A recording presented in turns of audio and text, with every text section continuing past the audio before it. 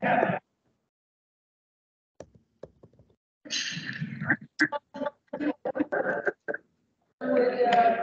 take your seats. Get ready to, we got a lot to go through this morning. Keep refilling your cups of coffee though. So if you see me disappear, I'll be back here filling my cup up. And let me know if you can't hear me. At this time, I will call the roll. Hey, Mike Allen. Present. Dr. Ed Berger. Dennis Bland. No, Dennis is here. Thank you. Andy is not here. Mike Dable's not here. Judd is not here. Bill Hanna. Present.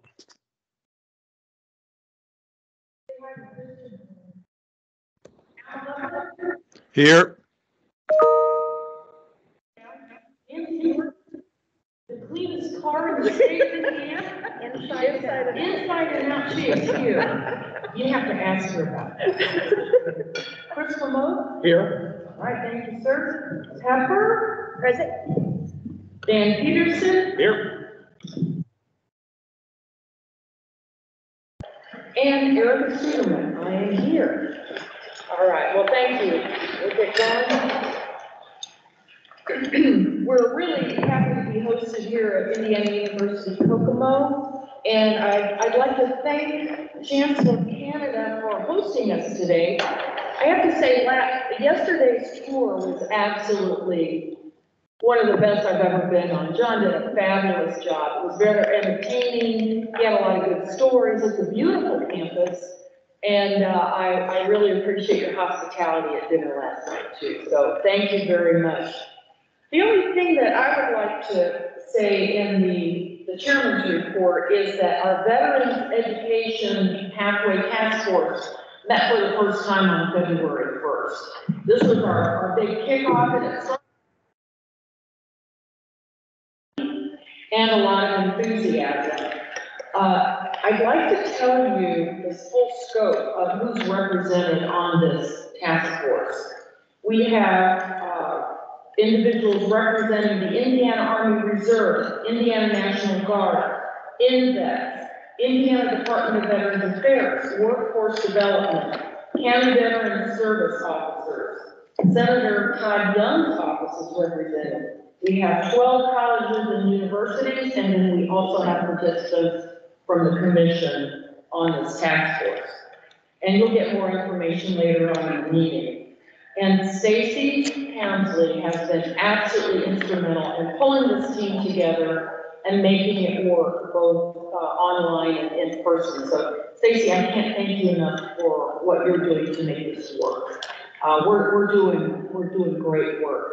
And it's fun at the same time, and that's always been my philosophy. We have a lot of work to do, but we also have to have fun while we're doing it.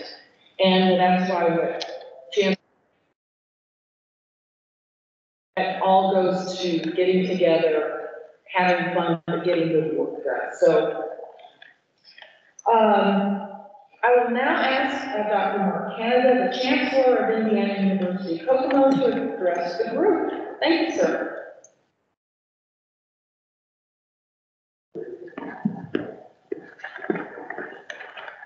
Thank you, Commissioner Studerman. I'm sure this is on. I'm charged with welcoming you all, and I am delighted to have all of you. Thank you for your support for higher education. I just finished a long and really interesting conversation with Commissioner Bland here, and I'm already learning from him about some ideas we can use here at IU Kokomo to promote higher education. Really appreciate your moral support. Now, we're never one to turn away financial support. And I have to mention that we have really enjoyed the financial support from the Commission in a number of ways, supporting our Summer Bridge program and Gear Up and many different things. So we're always looking for those opportunities, and we welcome those opportunities. Student success is our #1 priority. And a little later today, I'm going to give a brief presentation about what we're doing in the realm of student success, workforce development, and a number of other things that I think that will interest the Commission and the guests who are here today. So I'm simply here to welcome you and thank you for your support. Wish you Godspeed, and you will be seeing me again in a few hours when I talk about what we're doing for student success here at IU Kokomo. So thank you. Thank you. Great. Thank you.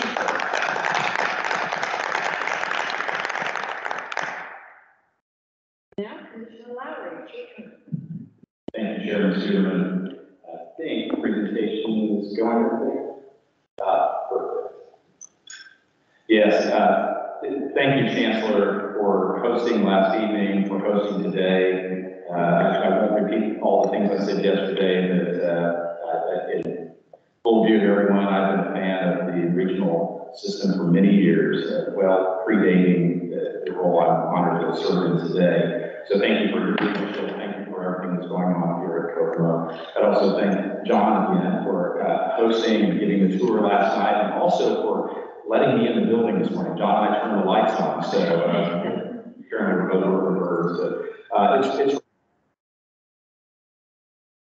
he has overseen or led some $600 million worth of capital projects in his career. It's just impressive. We've bumped into him. He's been just a great servant to not only IUK, but our state.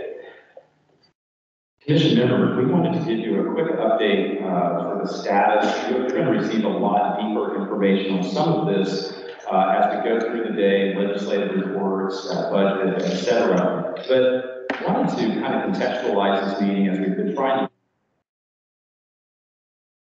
and those things that we're well aware of, about which we've been talking. We're all, I think, working feverishly to address and really frame up the hope agenda that we talk about, which are opportunities and possibilities through education. As you know, we've had declining, not just enrollment, but the college going rate for youth. You know the numbers probably, we've been saying it a lot. 12-point decline in the last 5 years, 15 points in the last 10 years. Interestingly enough, in our last meeting, you had a presentation on the adult study that has been done. Great work by Sean, Stacy, and many others on the team, Charlie. And interestingly enough, it's been a 13-point decline. And if you like the R squared, I'm told it's 0.9846, which means you should notice it. And that it has been precipitously declining at a very similar rate. So part of our agenda is intended to address that issue. Completions. I so appreciate the Chancellor referencing student success. This commission, your predecessors, Commissioner Lovers and others have been responsible for really keeping a focus on completions. We should be pleased, and as I said last night, not satisfied. 11-point improvement in the last 5 years. Again, we should be pleased about that, but we've got room to grow there. 66, roughly 64%, but roughly 2 and 3 out of 3 students completing at an extended time, but still to do there. And we should build on the successes that the state has seen, and of course, through economic impact, the areas in which we're really trying to place focus is retention graduates, great work already being done by the state's institutions, and also on research that catalyzes economic growth. Valuable partnerships. Wow, I would just be completely remiss if I didn't remind all of you of some of these, and I will say out loud, just a smattering of those folks. Legislators and staff of the legislature who have been incredibly open, working with us, talking with us, pushing us, letting us put forth maybe some ideas that haven't been perhaps discussed before. As I said to Chairman Mitchell the other day, also showing us a lot of grace in moving things forward. The governor's staff, again, I would want to remind everyone that but for the capital projects which the governor's recommendations never include, my understanding, I think ever had, the entire agenda that you all adopted back in the fall was adopted by the governor for his higher education agenda. That's so meaningful. Our university partners who are out here, you know, they're on speed dial, we're on speed dial. It's a very regular set of conversations. State agency partners, community organizations.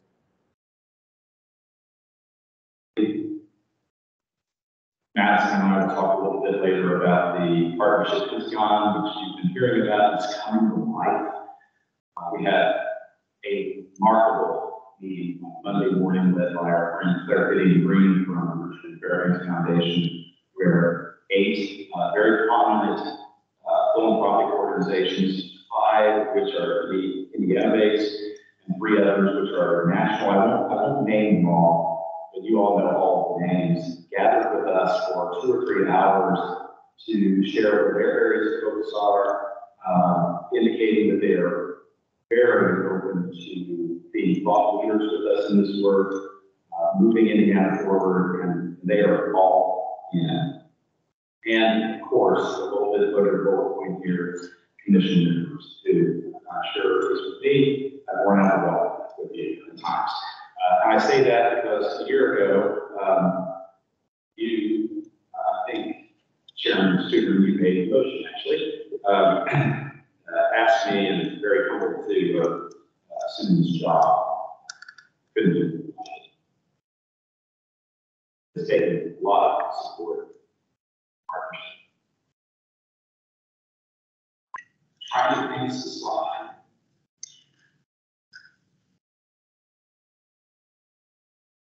Thank you very much. This will be quick because again, Seth and I will talk about it, and then some of this is also legislative that Josh and Greg will be carrying and talking about.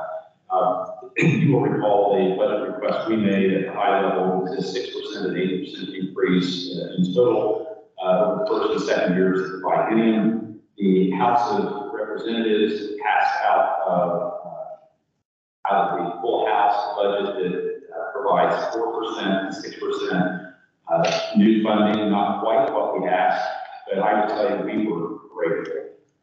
It says here, it is at historic levels by some measure. Mission student aid program fully funded. You can see those there. Significant increase for next generation future educators scholarship, additional $600,000 for new next generation minority educator scholarship, minority teaching scholarship increase. You can see those, and we had, the governor's office had around operating and other financial aid. Just a couple of quick legislative highlights. Some of you know I missed a tour yesterday because I was hanging out with Josh at the State House, testifying yet again on the 21st Century Scholars Bill. In this instance, it was passed out of the House 92 to 1. I don't know, Josh, maybe I should say I was satisfied. The one vote, maybe I'll hold back and say please, but not satisfied. I just I don't know, but it had passed, I think you know, out of the Ways and Means Committee unanimously, 92 to 1 out of the House, and that bill was heard yesterday in the meeting Senate. It was actually a fun time to testify. There were a lot of questions, and it was very spirited. Thank goodness Josh was there. He actually has the detail, and I was flying about 30,000 feet. But what was so interesting to me about it was there was not a person speaking against it, either came up to the podium or in the legislature.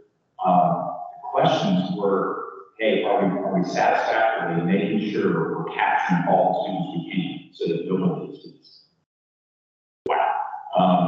Not exactly the kind of question you prepare for. You prepare for more so justification for what you're doing and so forth. So that was really favorable. FAFSA, you know the story. It's been around and never has passed. This instance out of the Senate 43-3, and just delighted with that. And of course, the higher education Purple Star designation, delighted with this one unanimously out of the Senate. And the last one I'll do, making quick comments, Chairman Studerman, is to update you on the Faculty Leadership Conference that was just recently held. It was just fantastic, and it, as much as anything, reflects engagement with our partnership institutions, the 200 or so folks who attended, all focused on student success. And it also reflected just the very best work of the staff at the Commission for Higher Education, who really at times sort of pulls rabbits out of the ass to make this happen. Your commission, fellow commission member, Dr. Ed Berger, who was the chair, did a splendid job to see on the screen in those examples of a few folks who joined us, nationally recognized folks who gave their time and were just inspirational, and I think most importantly, an ability for folks to share ideas of what's working across our state and various institutions. As we wrap, I'll build on that just a little bit. I think I've spoken with all of those of you on the commission about these folks there. So we're just talking about them on the call. It's an incredibly talented group. It's a team. You should really, and you should do it. I think you do anyway, but you should. They work tirelessly. Sometimes they work until they're sick. We try not to let that happen. But that leads me to publicly recognize you all received the notification earlier this week that one of our colleagues, an extraordinary public servant, Charlie Glazer, is going to be wrapping up things with the commission on March 24th. She's going on to another great opportunity in the private sector. She's going to be missed. For those of you in the audience, I'll just very briefly say, you may or may not know this, her impact to our state, not just the commission, has just been so significant. Cliff notes, I would tell you, Charlie and I got to know each other on screen, really. We knew each other, sort of knew each other, but we got to know each other on screen really well.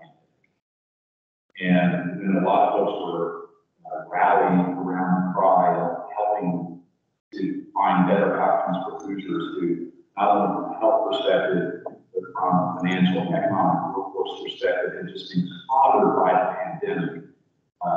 Charlie was literally at the center of the work that was going on. Frankly, when we were all realizing this idea of the Pentagon coming together, and just work that, outcomes for which was becoming exponential. One good thing to understand, people who were reached who had lost their jobs, didn't have post-secondary training and education from high school, who social media, traditional advertising, grassroots efforts, working with community faith-based organizations, reaching thousands of people to get them back in the game. Charlie was part of that. A significant part of that. During that time, I think you all know the Workforce Ready grants have been around a long time, and kudos to our current and previous governor for really pushing that. Over half of the folks who have taken advantage of the Workforce Ready grants occurred during that time.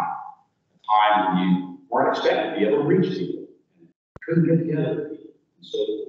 And so I'll leave it at that. Charlie's going to be missed. She's going to be smashing into her new role. We know that. And we also know that we all have her phone number. So, Charlie, we wish you the best. Godspeed.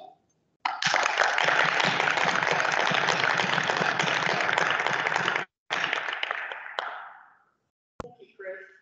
Everyone should have seen the minutes that was in our, currently in our agenda book. They were also online. So do we have a motion to approve the minutes? So moved. Yeah. Second. All right. Is there any discussion? There being none, do I have a second? Second. Yes. Okay, I'm also going to take this here. All right, so all in favor say aye. Aye. All opposed? Make it known. All right, the minutes are approved. Thank you very much. And now we're going to start the meeting agenda with the items from the Budget and Productivity Committee. And I'm going to turn it over to Chris Wilmot for an update. Thank you. Well, I would let you know that the Budget and Productivity Committee met on February the 15th. it was a good meeting. We had a great turnout from our pretty healthy discussion around outcomes-based funding formulas. All of you know we're in a process of changing and adjusting that as we go forward. We were going to be voting on it potentially this meeting, but there's still work to be done. It's very complicated.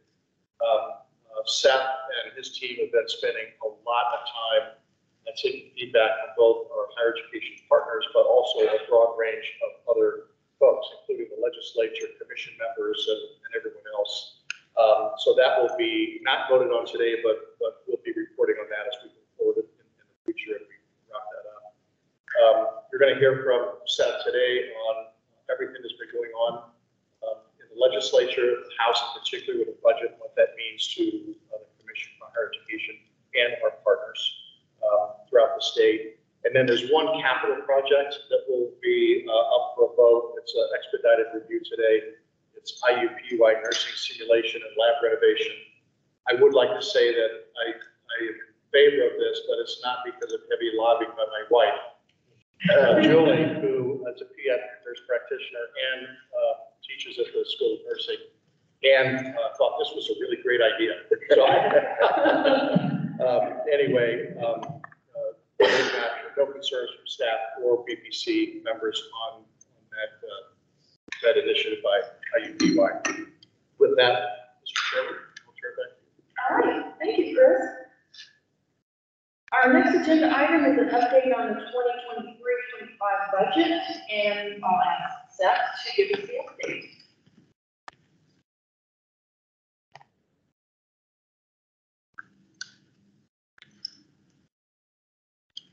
Thank you, Madam. Okay, thank you, Madam Chair. Good morning, everyone. I have the distinct pleasure of updating you on the status of the 2023-2025 budget bill as it is now passed out of the House Ways and Means Committee and through the full floor. It is now with the Senate. And I'll start by just also noting earlier this week, Commissioner Lowry and myself had the opportunity to present before the Senate Appropriations Committee and give them an update on the budget process. And they also heard from our institutional partners. And this is my first opportunity to go through this process on the executive branch side of things. It's been very fascinating to see how, as the House budget comes out, the governor's budget, et cetera, how these presentations kind of morph a little over time to be responsive to what's happening at the legislative level. But it went very well, I think, broadly, and we'll give you a quick update of where we're at with it. So as Commissioner Lowry noted, the House included a 4% and a 6% increase in operating funding for the institutions, which is totaling $134 million over the biennium. So very significant investment, largest investment we've seen in well over a decade by the General Assembly. So as Commissioner Lowry often says, we were very pleased to see that, but we're not yet satisfied. And we're going to work very hard with our Senate partners and then also during conference committee to get as close to the Commission's recommendation of 6 to 8% as possible. I do want to highlight that within that 4 and 6% allocation, the General Assembly, the House, did maintain the base funding support that we requested. So that's 2% year one and 3% in year two. And that is an equal operational increase for each of the institutions, which is really there for two reasons. One, it recognizes the administrative cost increases that all of our institutional partners have been feeling over the last inflation. And it's also part of this transition process that we've been talking a lot about between the legacy model and this new model to ensure that there are new dollars to each institution. So we're very happy to see the House support that. The legacy formula in the Commission's recommendation was 1% new money each year. The House's budget included 2% new money each year in the legacy formula. And they included 0% prospective funding in year one, and then 1% prospective funding in year two. And in talking with our partners in the House, it became clear that this was the way in which they viewed a transitionary period, was essentially putting that prospective model implementation in the second year of the budget. And the next update I'll give about outcomes-based performance funding, I'll update the Commission on the conversations that are going on with the legislature, with the BPC committee about our proposal, as well as some of the proposals we've heard of how we could do this transitionary period. But the House did recognize that this is a transitional biennia, and we are thankful for that recognition. The House's budget did fully support the Commission's recommendation for dual credit, which, as a reminder, is $50 per credit hour, a nearly $3 million per year increase over the previous budget, as well as, and very importantly, though maybe not exciting sounding, fully supporting the Commission's R&R funding formula, which brings more to our institutional partners across the state for maintenance of their facilities. And so Hey, Seth, sorry to interrupt. And I apologize, but can you, I'm confused about the 4 bullets on the budget. You know, you got the 134 million, which I think I understand, the 4 and 6% versus 6 and 8. Then retained 2 and 3% base adjustments. So are they're building in 2 and 3%, and that doesn't count against the 134 million? Is that, am I understanding that correct? I'd love for you to just explain a little bit better what how these 4 work, the 4 bullets. Yeah, great, Prashant, thank you. So the 4 and 6% is the total operating funding. Within that 4 and 6%, and the 4 is for fiscal year 24 starting this July, and then the 6% is for fiscal year 25 starting next July. Within those 4 and 6%, they're broken up into 3 categories: prospective funding, legacy funding, and base adjustments. So the 2% and 3% base adjustment is half of the 4 and 6% new money.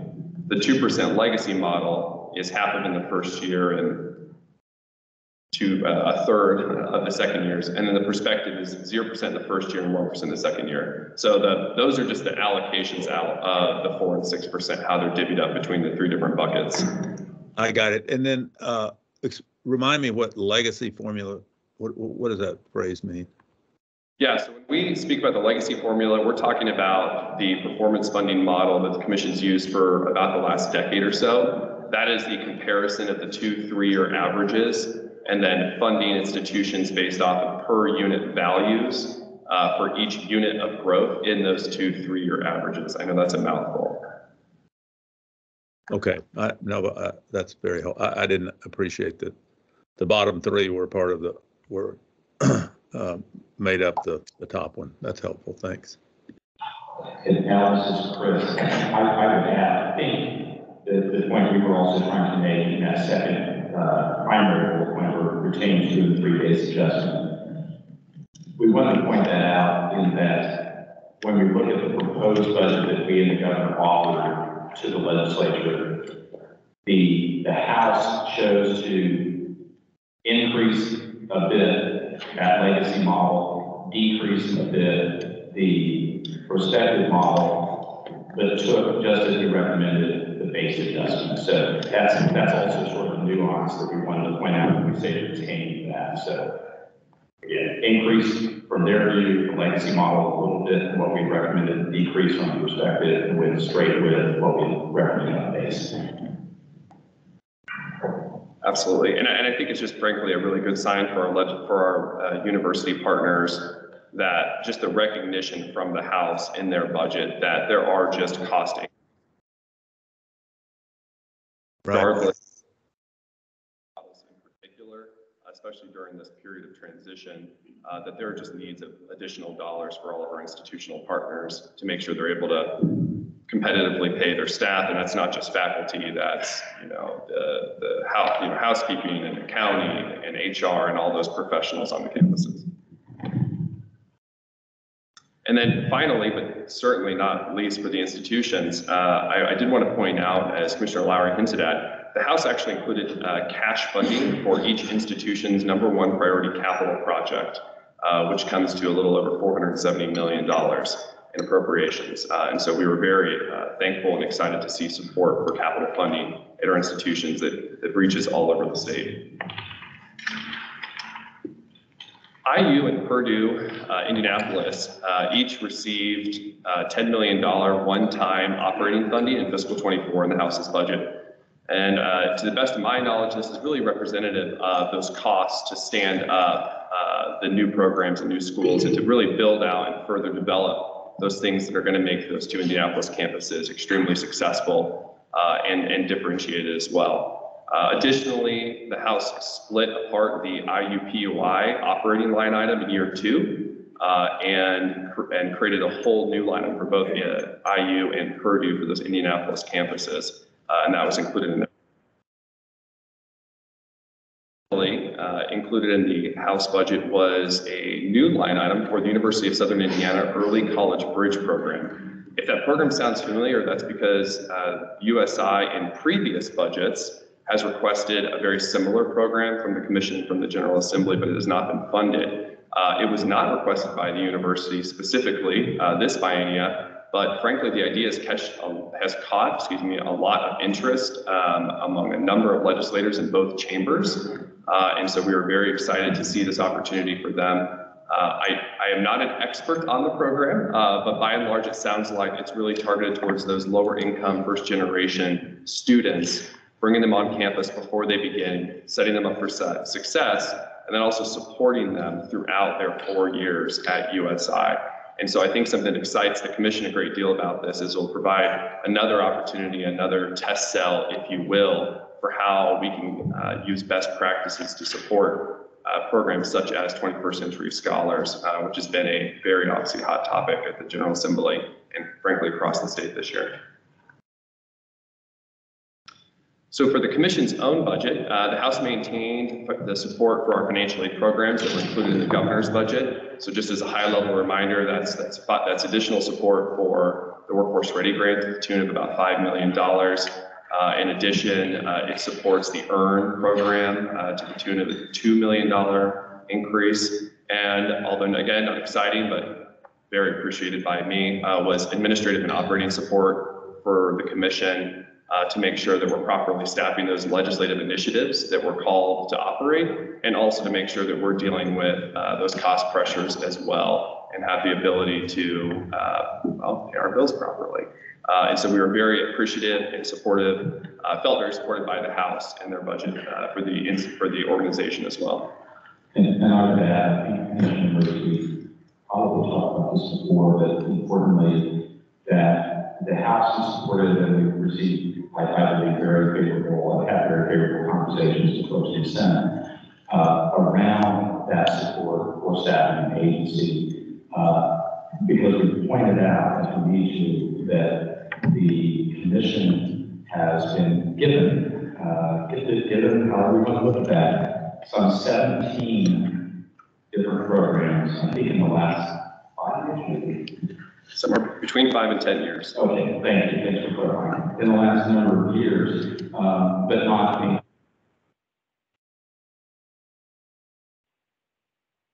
very, very pleased that we're seeing that support. Again, thinking about, say, how hard this team works and wanting to make sure we have adequate resources to do what we're being asked to do. Do you think we're going to continue getting more gifts like that? Chair Susan, I think we will, but I also think we're having a lot of close conversation with, and I just don't know the degree because all those things have previously happened, but we're having a lot of close conversations with key leaders and others in the legislature as those ideas come up. Folks giving us time, asking us, hey, if this might be considered, how might that impact the Commission?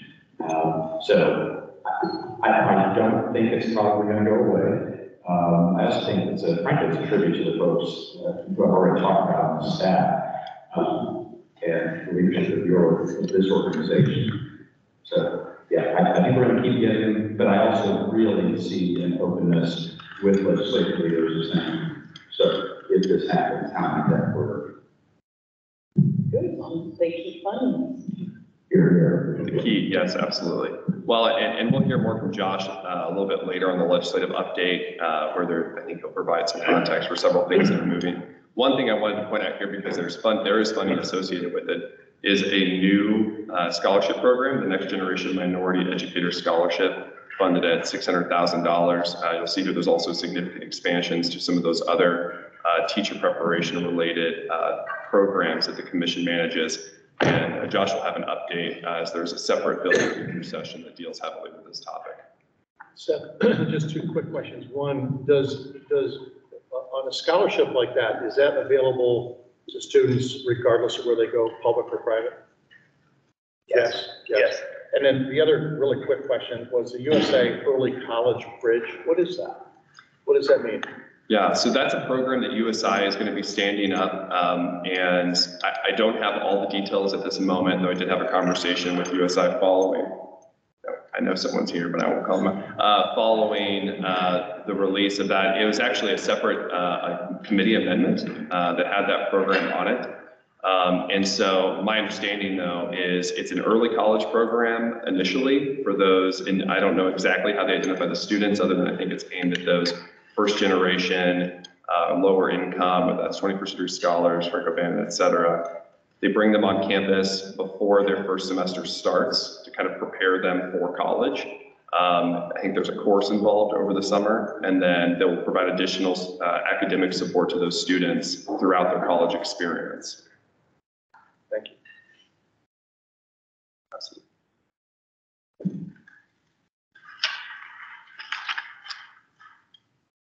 So one other item just to note is the Board of Animal Health, which is in partnership with Purdue University. They have a location at West Lafayette, and then there is another location, and is it on the, nope, I missed it. There's another location as well. They received in the House's budget an operating increase of a little over $1 million per year, as well as $5 million for capital expenditures and lab improvements. I will be the first to tell you, I am not extremely knowledgeable about this program, other than on the administrative side, they work very closely with Purdue University, but the Board of Animal Health is the driver behind this effort and initiative, and they do work statewide. So finally, for next steps, so the Senate committee report deadline is April 13th. And it's around that time, maybe a few days before, that we anticipate seeing the Appropriation Committee's version of the budget. And then the second reading deadline for the Senate is just a few days later. So it'll be very quick turnaround from the committee report coming out to seeing what other amendments are made on the Senate floor to the Senate's version of the budget. We're still waiting for the date of the revenue forecast to be announced, but it's usually in the middle of April when we can expect that. And then we will have just a couple of short weeks during conference committee for the House and Senate and executive branch to come to terms on the final version of the budget bill. And so those 2 weeks in particular will be very busy. Changes will be happening very quickly. There'll be a lot of wet cement moving around, but we look forward to continuing to work with this body and our institutional partners on those very tight deadlines and turnarounds to keep everyone informed. And to try and provide as much information as we can to help create the best product possible. Great, thank you, Seth. And Commissioner Lowry, I think you're going to join Seth now for an update on the outcomes-based performance funding. That's correct. I think I'll remain seated here, and I think Seth's going to do the bulk of this and all that color commentary.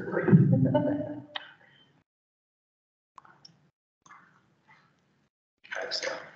Well, thank you, Chairman Studeman. I appreciate the opportunity again to come before you all and update you on the work that is continued on outcomes-based performance funding. Much of what we're going to talk about today was discussed by the Budget and Productivity Committee on February 15th. There was a lot of very good discussion, both between committee members, staff, and then also our institutional partners who are in attendance. And what I really want to start with is, similar to what Commissioner Lowry shared with you earlier, is there really has been a significant amount of feedback and discussions going on with legislators, with their staff, universities, commission members, business leaders, other individuals who are engaged in this process. It never ceases to amaze me the number of people who know that outcomes-based funding is a thing, who do not work in higher education. I'm always kind of amazed by that, but we're continuing to move forward. As Chairman Lamotte made a mention of earlier, we originally had talked about coming before you in March to vote on goals set for the biennia for the institutions. And I'll get into a little bit of why we're not bringing that forward today. But frankly, the answer is because I think there's been a fair amount of agreement on the transitional nature of this biennia, and we're working transition is going to look like, but it's become fairly clear that the first year of this transition is not going to look like the second year. So we'll talk a little bit about that. So I want to talk a little bit about the funding timeline and the data associated with that funding, the weighting, which is that table I showed you back in January, feedback we've received on metrics, as well as talking through that goal process and timeline. So data and funding timelines, there's a lot of text on here, so I'll try and walk through it. Something that a number of institutions have raised from the perspective of financial operations, from the campus perspective, was also raised by legislative leaders, but more from the state expenditure perspective. And there's a question about certainty. When are we certain? When do we know what is earned in this perspective model? Well, the reason in which you'll note here, one of the really great opportunities with the perspective model is it allows us to more closely tie academic year data with the financial incentive and payment. And that's something that the legislature specifically asked us to look at in the 2021 Interim Study Committee. Their report had those three items, and this was one of those key items. So it provides that opportunity. It also, though, creates a challenge. It takes us roughly 9 months upon a cohort completing before we have that data essentially in shape that we can use it for funding purposes. Sean's team works really closely with the institutional teams to clean that data, to verify, to certify those results. But there is a bit of a data lag of about 9 months. Because of that, if we wanted to use truly the most recent data available, the institutions would have to wait to receive payment until Q3, Q4 of a given fiscal year. And so the institutions, of course, are used to receiving monthly distributions because the legacy model used older data that was finalized before the budget period began. It creates that delay before we know how much has been earned. So I'll give you a quick example, actually. A quick example would be the current academic year data, 22-23, students that will graduate this summer. We will not have the specific student level data for that cohort done until next April, really, at the earliest. Or starting this July, based off of the current academic year data, we wouldn't be able to make payment any sooner than next April. So the solution is fairly simple, and that is you would create a 1-year lag between the academic year data and the funding associated with it. So what this would be, instead of using 2022-2023 academic year data, current academic year, to fund next fiscal year, you would use 2021-2022 academic year data to fund fiscal 24 to create that 1-year data lag. And so the nice thing about this then is every spring before the fiscal year begins, the state, budget agency, our legislative partners, this body, the institutions would all know, starting July 1, how much the institutions will earn over that 12-month period in monthly distributions. But the challenge is that for this particular biennia, there's difficulty in matching up the academic years used in the formula in the first year of the biennia with the new model that we've been talking about for several months now, going back as early as August. And so the solution to that is to account for this transition period, to account for this current biennia that would include an academic year that we will have data for. We're actually working through the tail end of cleaning all that data now for last academic year. But the solution would be that in the first year of the biennia, instead of setting a goal and then having institutions paid out based on the progress of that goal for frankly data that we have now, and during an academic year which they were not aware of some of the changes that we're talking about in the formula, that we would have them submit to us a plan. And the plan would come before this body. It would need to receive approval of this body. And upon approval of the plan, the institutions would begin receiving their monthly distributions from fiscal year 24 appropriations. The key to that plan being successful is that it would not only need the institutions to outline how they're going to just be successful in moving the needle on the issues that we've raised, such as the going rate, adults, graduate retention, continuing to improve upon completions, but it would need to be specific, including in what ways they would directly target those metrics that we've outlined in the model on their campuses. And so the idea here is twofold. One, it provides this essentially stopgap solution for the first year of this biennium, where we're in this transitionary period, where we create this data lag, which in future bienniums will not be as much of a problem, because all years of the data will include a period in which the institutions are aware of the model that we've laid out. But two, and maybe more importantly, it'll require the institutions to very thoughtfully consider during this first year of the biennium period actions that they can take ahead of the next academic year to begin improving against these outcomes, identifying gaps or opportunities for improvement.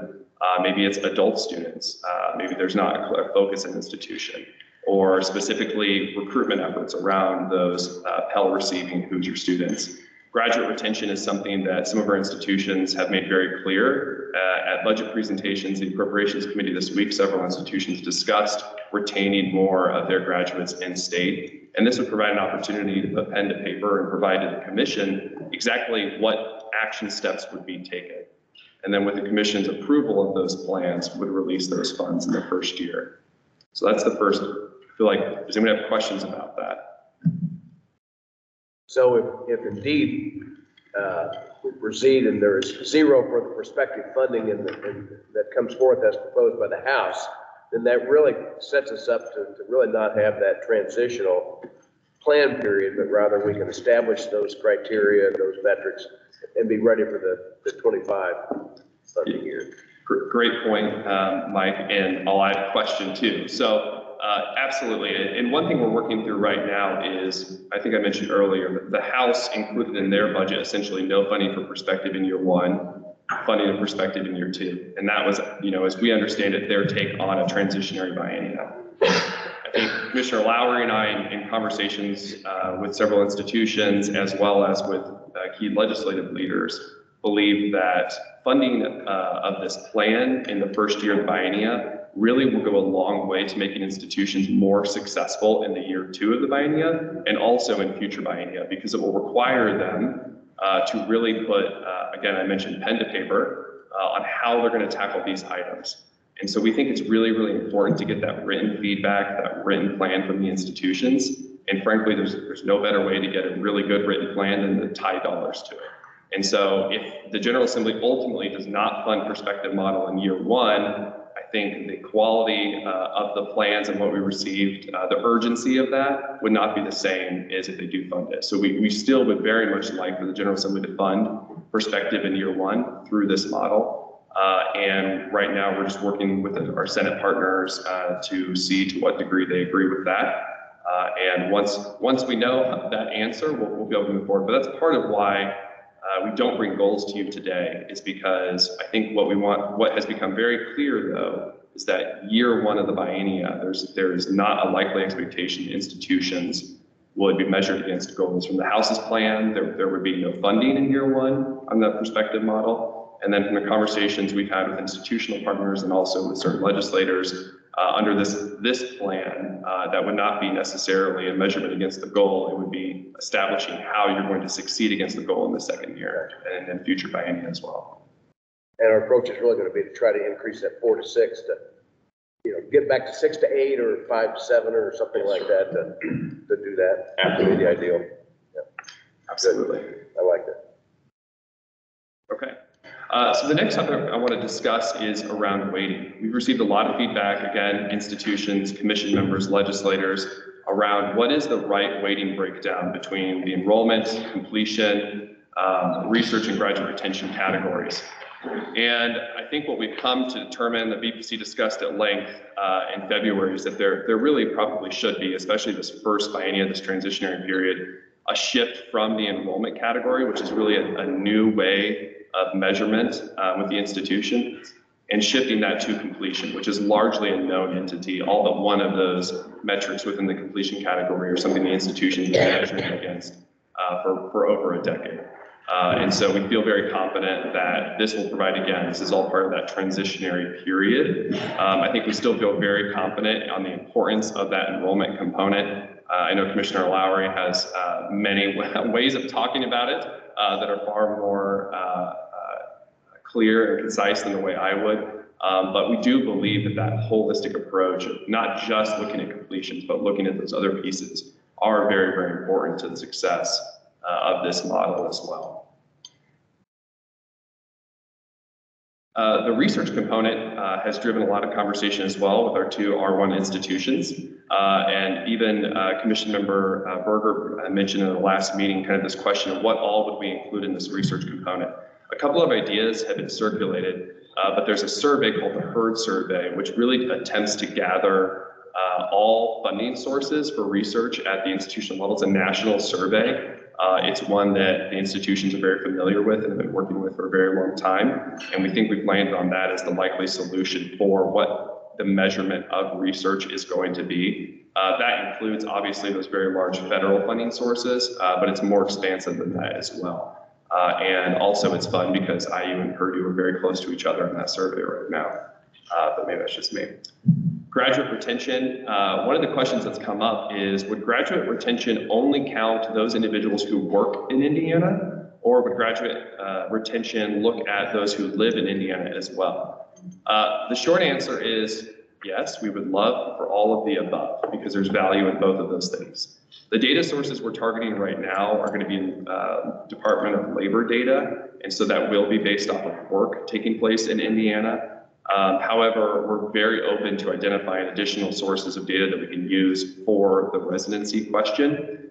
This is obviously especially important in our border communities. We've heard that very clearly, but something that's worth stressing is this perspective model does not compare one institution to another. Purdue Northwest is not going to be compared to Purdue West Lafayette or to Ball State. They will only be looking at themselves. And so when you take into account geography, there's still opportunities for improvement in an institution, even if they have a strong regional relationship with another state or a city across the border. And so we think it's still very, very important not to let perfect be the enemy of good here. We think it's very important that we start with what we can do and expand upon what we would like to include. But for now, we're still moving forward with the expectation that we would only be utilizing that labor force data for now. And growing it as additional data sets become available down the line. I would add a little bit of emphasis to this. Seth alluded to some of the key points that came out of Senate Bill Act 366 and the working group in 2021. This was one of the three primary points that the legislature made to this body and this agency. It included no reallocation. It included that said, and more recent data, pardon me, and very importantly, measuring institutions against themselves.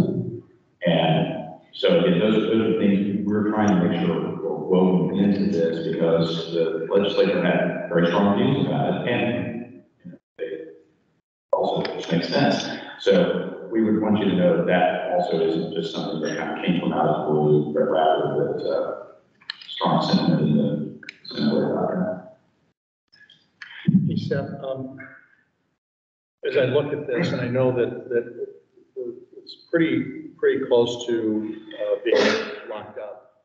The one thing, and maybe you can answer this question, the one thing that causes me just a little bit of pause is the kind of the dramatic difference in enrollment. Many of the universities have pretty aggressive programs of outreach to try to draw students into higher education and into their institutions. And at a time when college-going folks are on a decline, I'm concerned that if we only put 15% toward that, versus maybe 20 or even 25. I'm concerned that that focus shifts appropriately to where we want to focus, which is completion. But the importance of both of those together is, I do think one of the serious problems we have in our state and across our country are the number of people not going on to higher education, and it's growing. And we often think of ourselves competitively with other states, but the reality is our lunch is being eaten by China and other countries that have put much higher focus on education than what we have over the last 2 or 3 decades in the US. And so the things I focus on, I get a little nervous about is how do we get more students into higher education? And how do we increase the quality of our higher education to competitive worldwide standards? And without those two things, I'm fearful for the history, not just of our state, but the country. So that one just causes me a little bit of pause to say, is it worth taking a look and making sure that these are the right percentages? Because I just don't want to give up one to really enhance the other. I think that they go hand in hand. How do we attract more students into higher education? And how do we get them to stick with it to finish? Because that will change lives. And anyway, just a thought is, I know this is an ongoing process, a lot of work, a lot of voices involved, including the legislature, but just something to stick in the back of your mind. Well, I appreciate that a great deal. I think you've hit on a number of points that we discuss very regularly. And, you know, I think one of the pieces to the puzzle here is, especially for those new metrics, let's take adult completions, which is a brand new metric for the formula. One of the reasons we include adult enrollment under the enrollment category is because it would be a leading indicator, right? It will take several years to see substantial change in the number of adults that are completing in our state, especially at those higher degree levels. And so the idea was, well, if we include an enrollment, a category that also looks at that same population, then institutions wouldn't have to essentially wait for 4 years or 3 years to see the investment that they make in that outreach effort pay off. Similarly, we have, many of you may recall, for those that were here at our June meeting, we talked about the incredible decline that we've seen statewide in at-risk completions. We're also seeing at-risk enrollment plummet. So Chris, I don't recall off the top of my head if you remember the going rate for low-income Hoosiers. 30%. 30% compared to 50%. +% for 20% of scholar peers. Fresh in mind. I'll jump in here. Chris, I'm so glad you raised this. I have to admit, I'm torn about this, right? What's the right balance? Reality is this is going to remain fluid until close to signing done. Kind of want to say harmony over here on the enrollment side. It is literally what keeps me awake at night. The 30% going rate for low-income students and the completion rates that have similar parallels. The numbers are chilling. A couple of things. Again, I think this will remain fluid, and we'll find that right balance. And by the way, we're going to continue to lean on all of you. And whenever you want to join us at the State House, on the phone call, or when we can make dinner. But in parallel to this, I think it's important to also think about what you all endorse through the summer and fall, and what I think are very complementary actions to those concerns. Historic increases in the Franklin Bannon grant, the 35% of the State Budget Committee blessed this fall. That is just going to help more students go, expand the scale of it, right, and also the amounts, so that students who may be on the fringe of being able to afford will have that ability.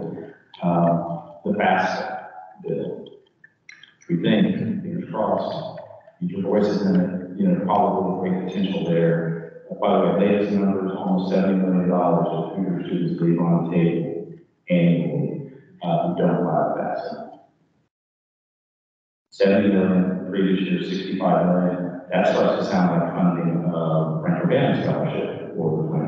scholar program, right? Significant headway. In addition to that, obviously the 21st Century Scholars effort that is being embraced and hopeful at this point. Other initiatives, again, not the least of which is our strong push around the Indiana College Tour, and Michelle Ashcraft has picked up that banner for us, and really she and her team are charging forward. So, first and foremost, Chris, I agree with that. This is going to be fluid. I think you all know how important I think gathering students in this pipeline is.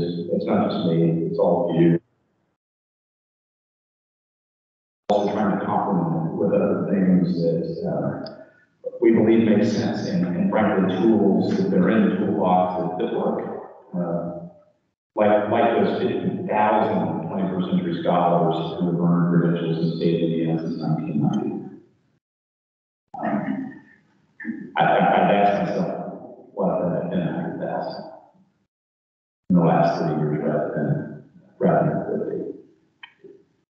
It'd be a dynamic change for our state. So that's kind of a long-winded sort of response to Chris, but we want to continue engaging on this very topic and understanding that we're trying to find the right mix of weighting here. Listening to all of you legislators, our partners in the universities. So, thank you. Quick question, because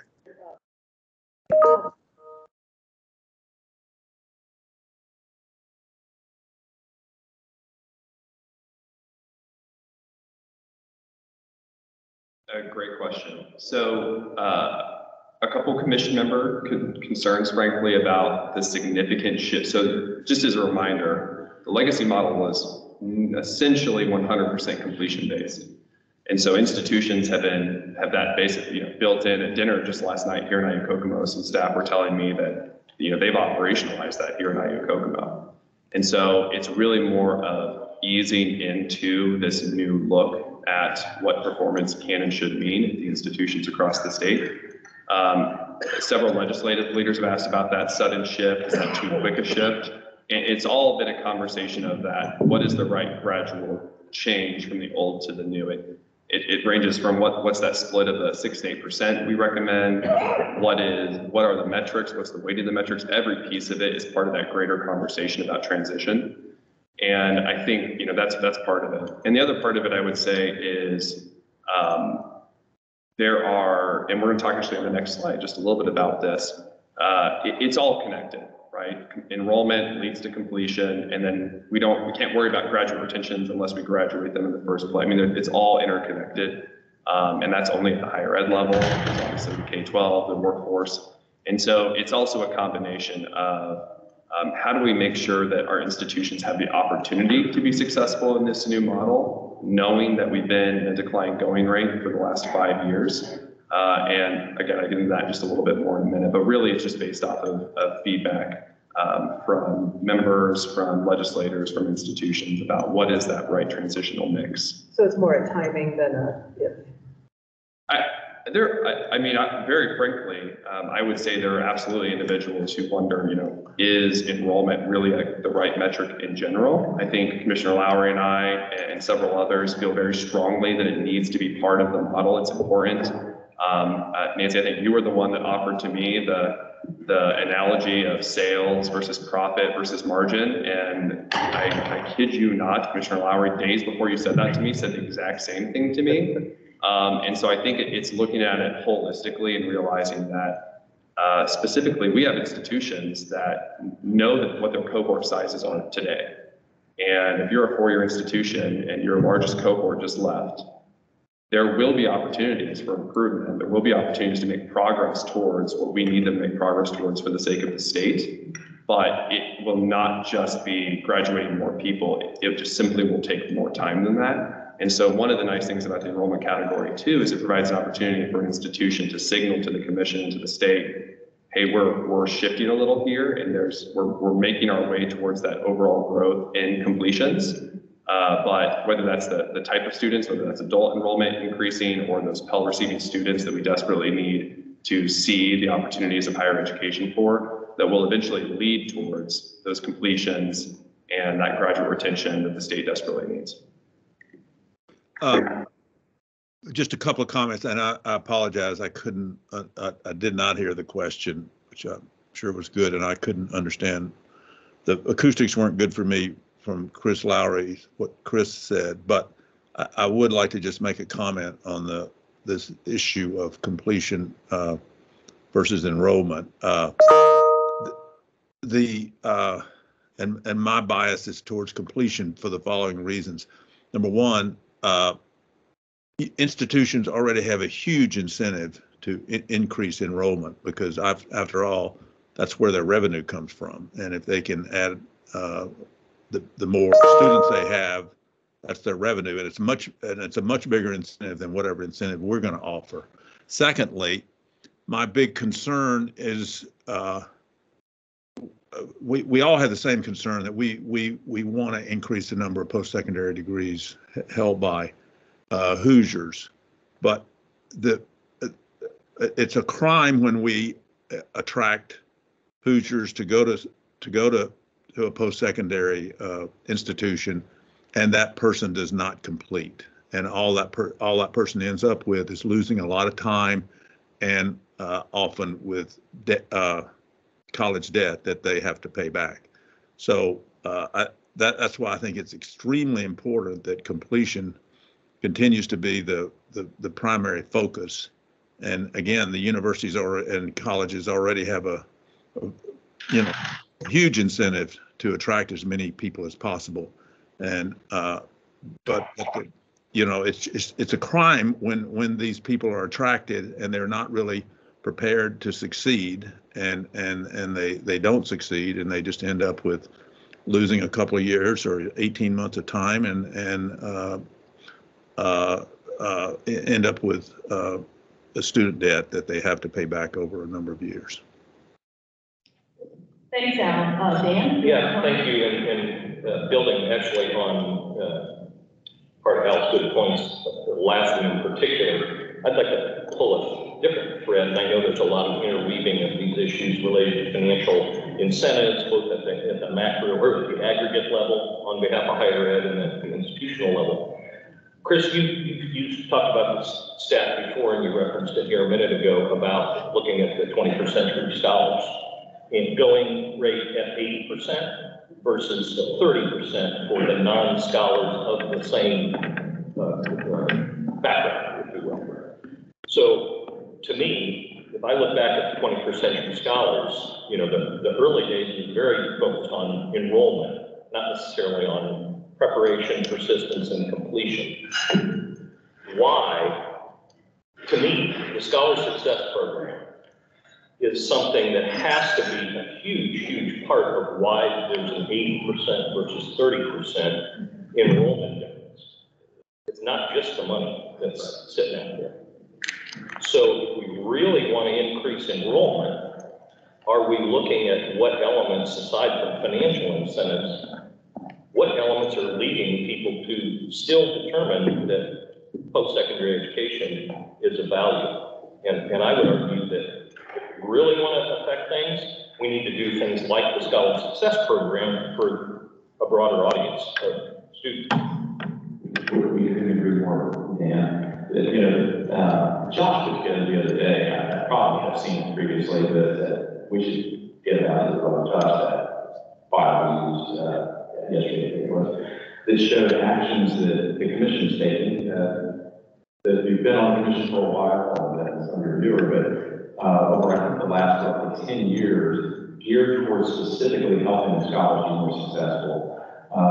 Ranging from the career plans they need to have to 2.5 GPA for the requirement to the Scholar Success Program. It's a great list. It's an example of how we can build on continued success.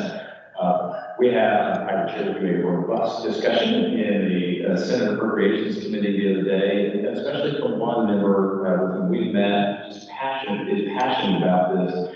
And to make a long story short, Dan, we could agree more. And I think, for example, with the 21st Century Scholar push that we've got on right now, we're making the Some people call it role. Really what it is streamlining the process to really get these students, help them get engaged.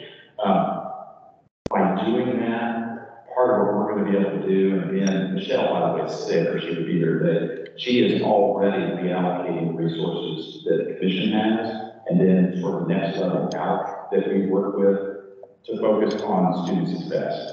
By the way, it's also part of the reason we hired her, because she started that and led it for a decade. Couldn't agree more with your point on that, Dan, or with you on that now. But we also, right, so the balance in this is how can we help to get more students enrolled? The part of the reward structure, of course, is getting that sale, if you will, Nancy, tuition that comes with the student coming, but being able to have whether we call it reward or accountability, and I think you can look at it both ways with the outcomes-based performance funding formula, working with institutions to make sure we really keep an eye on low-income students who might not have all of those other opportunities, but we couldn't agree more, Dan. That's part of the focus. I would share with you without going public with everything they were saying to me, some of the members of the team the other day. Our friends in philanthropy shared with us, oh my gosh, I think I know a lot of those folks really well, and the stuff they shared with us on whether they had was Monday or Tuesday, it was just wonderful. And, we said, oh my goodness, speaking on the success side, completion side, so how can we do more of that? Look at the program that President Rashawn, to which Seth was alluding earlier, that Bridge program, that's a success program. And so working with the institutions, how can we identify those, help lift those up, finding funding and so forth. We couldn't agree more, Dan, and trying to find those sometimes nuggets and sometimes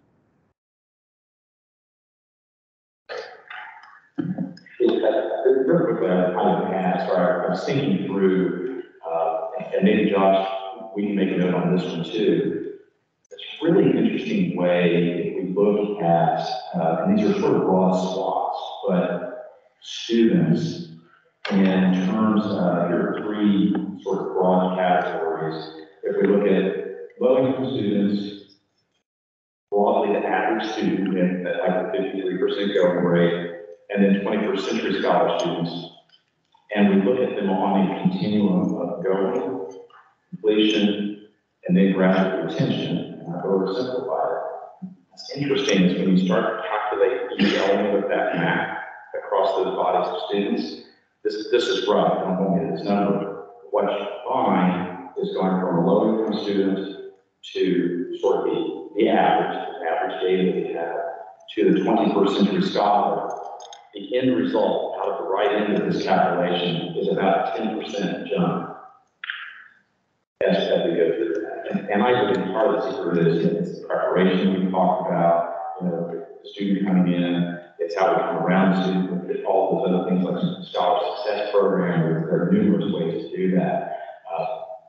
And the point being that along that continuum and through those roads, if you will, I think I'm convinced there are nuggets and sometimes much larger elements like the Scholar Success Program that can help students be more successful. But couldn't agree more.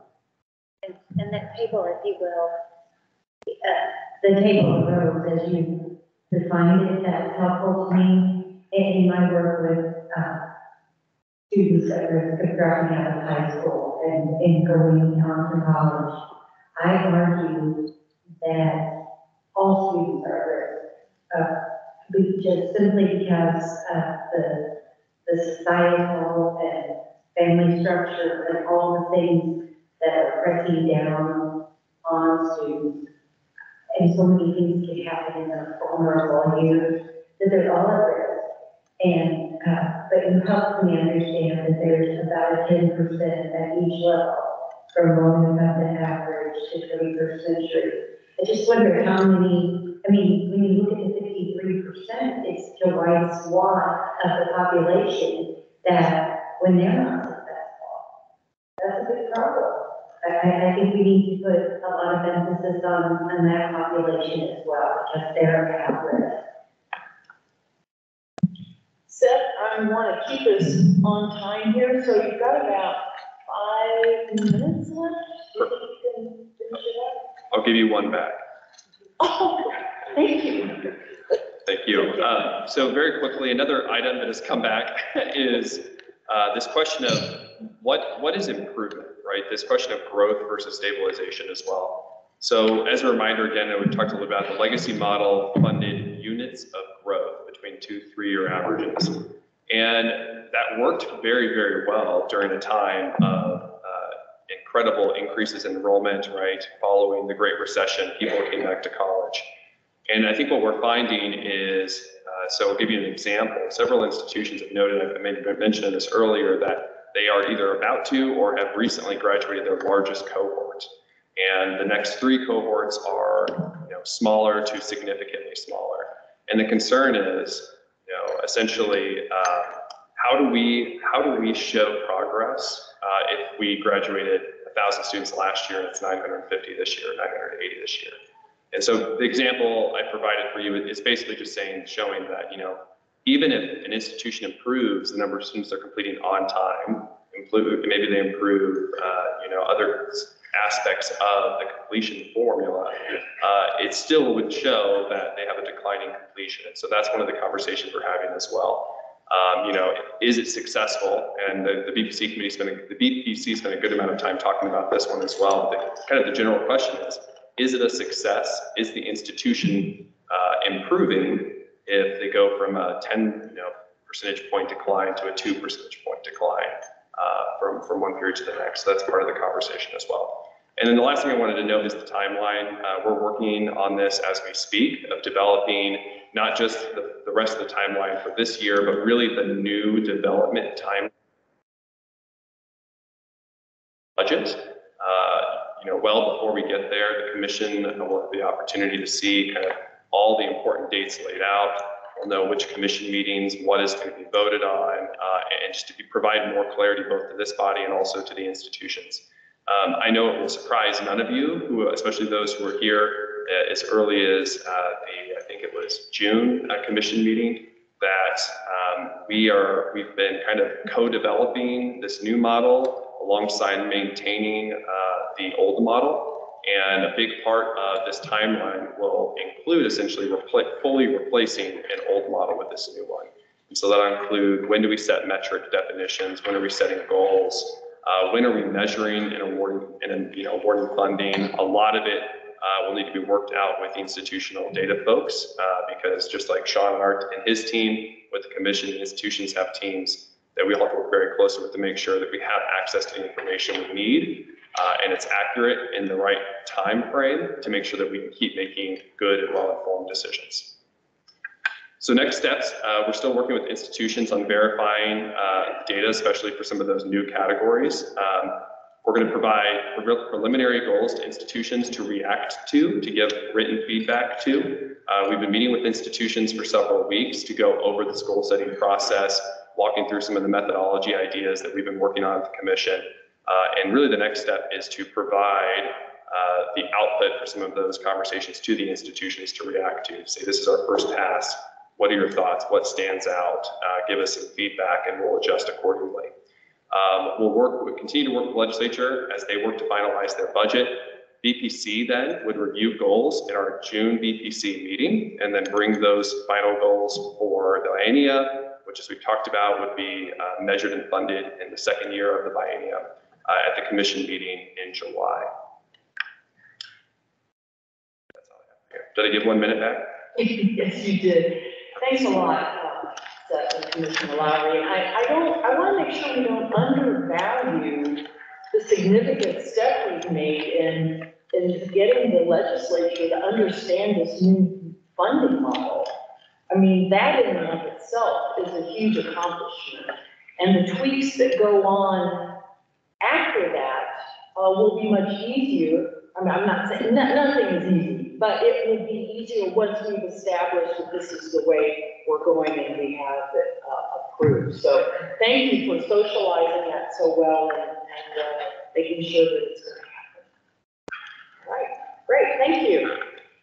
And we have a quick capital project for expedited action to approve. It's nursing skills and simulation laboratory renovation. And we saw here at IUK that the nursing simulation rooms and how important that is for the nurses training. So as you all know, we have shortage of nurses, and so I think this is a fabulous capital project to be approved. So may I have a motion to approve it? So moved. Okay, Mike? Second. Second, Nancy. Any discussion? All in favor say aye. Aye. All opposed? Any opposed? All right, the motion has passed. The project is approved. Thank you very much. And now we'll move on to our discussion items. Josh Garrison and Ray Carroll will present our legislative update. You forget how tall Seth is until you present after him. The mic is aimed above your head, so. All right. With that, good morning. 2 for 2. I broke the podium yesterday in house education. So, I'm on a roll here. So, in that kind of session. Good morning, commission members, and thank you for the opportunity to provide you a quick update on the legislative session. And as was said, the gifts that we're likely to get out of this and what we're attempting to do. As always, I provide a quick session overview. Seth had some of this in his presentation. We just want to give you kind of a lay of the land. We started the second half this past Monday, and we're already off and running. I was up at the podium for over 20 minutes for questioning on the FAFSA bill yesterday. So long that Representative Boehning just had me go ahead and sit down and said he'd bring me back up if I needed to come back for further questions. So they were well rested after the break, I can say that. So the third reading deadline is April 17th. Senate in the House, Senate deadline is April 18th. And they're scheduled to adjourn sine die Thursday, April 27th. So we seem to be on pace for that. As I provide every year, so far, or this year we had 1,162 bills with just 365 bills, and only 43 of those survived to the second half. To give you an idea, compared to a prior year, we look at 2019, 2021 was still kind of different due to COVID. There were a little over 1,300 bills filed that year, with 420 making it to the second half. And we were tracking 178 bills with 60 making it to the second half. So I guess Greg and I should be pretty happy with the reduced numbers on this one. But it does look like the commission, as you will see, is a focus of quite a few of these bills this session and quite a few new tasks that we'll have to figure out how we're going to handle. So with that, Greg and I are going to tag team the presentation, and we'll start with Greg talking about the Purple Star designation. Well, thank you, Josh. I'm a little scared to adjust this. Well, good morning, Madam Chair, members of the commission. First, we wanted to talk about Senate Bill 384, the Higher Education Purple Star designation, which is one that we mentioned earlier at the onset of session. This is our agency bill, which was authored by Senator Sandlin. And simply, this bill does two things.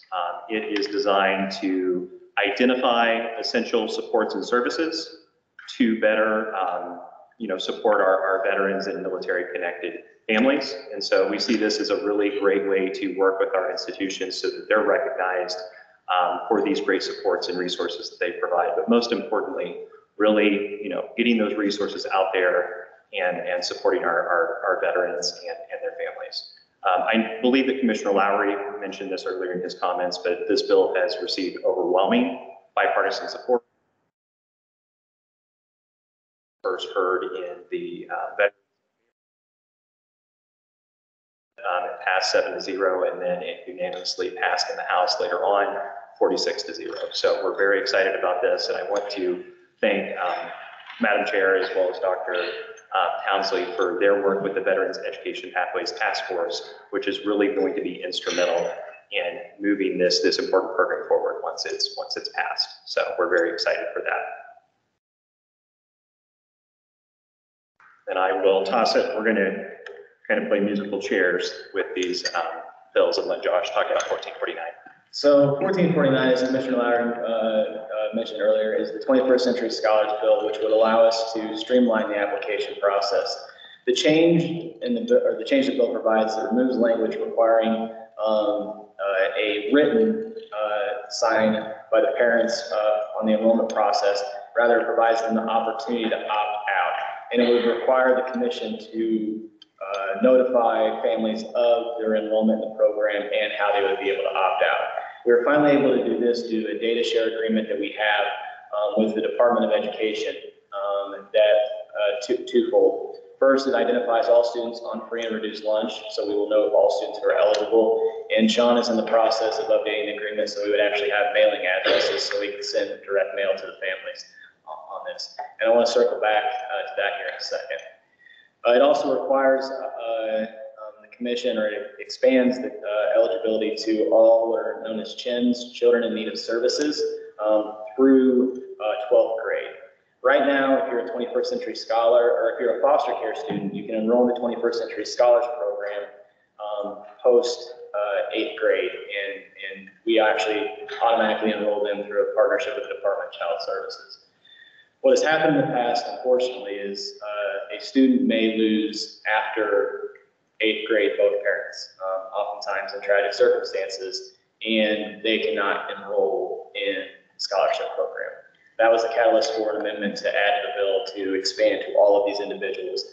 And we have the ability to expand our enrollment, or our automatic enrollment with foster care students to be able to do this. One of the things I did want to address is this is more than just our ability to automatically enroll 21st Century Scholars.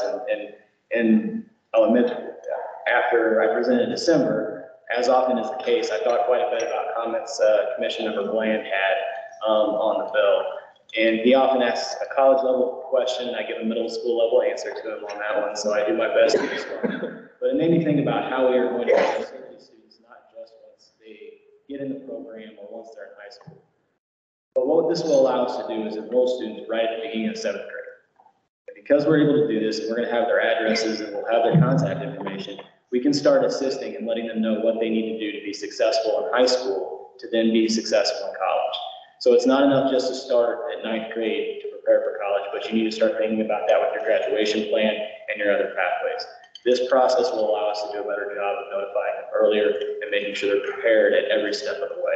So we're excited about this. It seems like it will pass out of Senate Education next week, and we're hoping to get it to appropriations here soon. I'm sorry, I left and came back, but when you're talking about CHINs, you're talking about children in need of services, correct, right? yes. Yep, correct. And so will their CASA know about this opportunity, because the home environment will always make it possible for this to happen? Yeah, so we will be working with multiple organizations to be able to find these students. Department of Child Services will be working with the court system, we'll be working with others to identify. Our goal always with this population, similar to foster care, is to enroll them without them having to take additional steps other than agreeing to the pledge itself. So we will be working to make sure that process is as easy as possible. Okay, because often the parents are unable or won't. Yeah. Okay, good. Senate Bill 167 makes the FAFSA the default choice for students. And what I mean by that is it allows the student, it makes the student either file the FAFSA or decide that they do not want to file the FAFSA. The parent, guardian, or an emancipated student or an 18-year-old can opt themselves out of the requirements. I want to thank Susan Brock-Williams because she helped with an amendment, and we now actually have the Principals Association on board with this bill, and they have been one of our bigger. It provides a new process that after the school has made 2 attempts and after our state FAFSA deadline, which is April 15th, they can opt individuals out on a more blanket process. This is similar, or the FAFSA bill is similar to the 8 other states that have filed this, such as Texas, Illinois, Louisiana, Alabama, New Hampshire, Maryland. There are a number of states who have passed this procedure or this process. Just to cite 2 of them, Texas and Alabama, the year after they filed, saw a 26%, or after they added this, a 26% increase in their FAFSA filing and a 25% increase in their FAFSA filing. Hey, Josh, really quick for me, I apologize. Yep. When is the FAFSA process? Is it your senior year? Yeah. Or is it the junior year? It's senior year and then each year of college. So it opens on October 1st and they have until April 15th to file for the state. They can file after April 15th for the federal funds, but for the state, it's April 15th. And would it make any sense that at the end of junior year, where students might start thinking about, or might cause students to think about college or higher education earlier than their senior year? Unfortunately, it's based on tax year information, so it has to be on prior tax year. One of the good things about the FAFSA simplification that's coming down is it's going to be based on AGI. So we are going to be able to advise students actually their junior year on what they could potentially receive in federal, both Pell Grants and Stafford loans, and potentially our Franco Banning grant based on the updated FAFSA. We're actually waiting this afternoon at 3 o'clock. USDOE announces their budget, so we'll see if FAFSA simplification will get done or not here on time. But I think the short answer to your question is it'd be better if we can get them to think about it their junior year, and simplification will provide that process. Yeah, I just would comment really quickly that I do think that there needs to be more efforts by not just us, but high schools, and to try to engage parents in their sophomore or junior year and their students that higher education, whether it's certificates, if that's the right track, or on. I think if they start thinking about it earlier, it might improve, the number of people that are looking at it. I don't know how we get at that. That's a whole different subject. Yeah. And we'll park it. But at some point, it would be good to talk about that, because I worry sometimes that we're trying to engage students a little too late. Yeah, sure. On really what they want to do and how to get there. Yeah. I don't know if that's our job or that's high school. All I know is somehow it's worth a discussion at some point. And I think that with the auto enrollment we talked about earlier, 47% of students will qualify for 21st century scholars as long as our free and reduced lunch population stays the same. That is a large group that either the Scholar Success Program or other initiatives that we can target earlier on and start talking about the opportunities and the pathways. Oh, Josh, by the way, I agree with all the things that Chris was saying. You may have said this and I didn't hear. In the other states have required this, did it have a dramatic impact on the number of students going to college? Yes, so Texas, and going to college, we're just starting to see that impact. Yes, Louisiana is the only one that's published a report on the outcomes because they had 1 year pre-pandemic, and they saw positive increases in first generation and minority students going on to post-secondary education. Ultimately, we have not seen the results on complete provide once that's done, but yes, they did see a bump in college going. Great.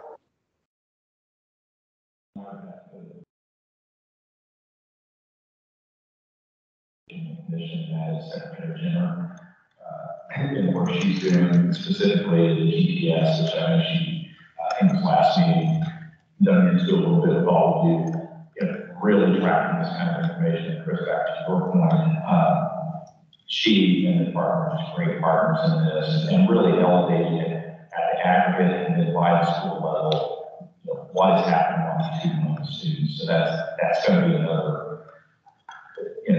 benefit to and complementary to what we're trying to do. We're trying to do as a commission. So just a quick update, we provide this each time as well. We are actually seeing positive numbers for the FAFSA as of the end of March, or I'm sorry, the end of February.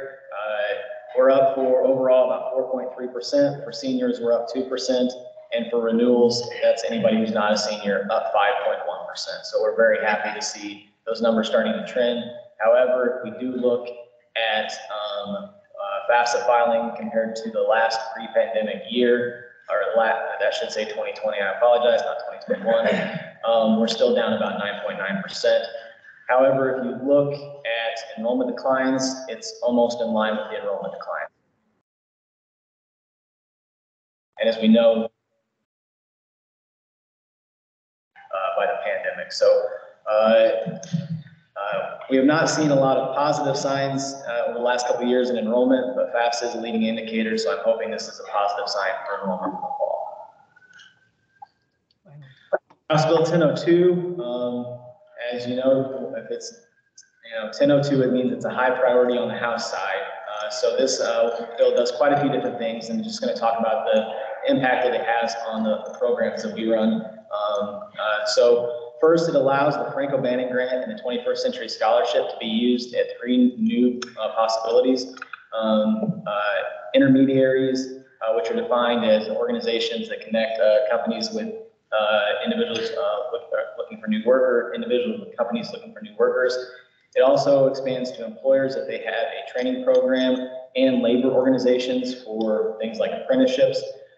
All of these have to go through an approval process through the Governor's Workforce Cabinet. We are actively engaged on this bill in making sure that it works for our 21st century scholars and the recipients of the Frank O'Bannon Grant and the 21st Century Scholarship to meet with one of those 3 approved groups, an intermediary, an employer, or a labor organization during their first and third years of receiving the grant. As you may remember, pre-pandemic, we had something called the College Scholar Success Program. It was built off what was the High School Scholar Success Program. And the High School Scholar Success Program saw significant increases in the number of individuals completing the requirements for 21st century scholars. It was merit at the college level. We feel these meetings, or a version of these meetings, could be part of that program once that is reinstated. It was paused during the pandemic as we rework that process. There's a long way this one. I think everybody keeps saying it's a work in progress, so we will keep working on this bill right alongside them in the next 7 weeks. House Bill 1160, another bill with quite a few items in it, but the one pertaining to the commission is it requires us to create an education and career support service pilot program. This one would focus predominantly on adult students and their attendance at our state educational institution.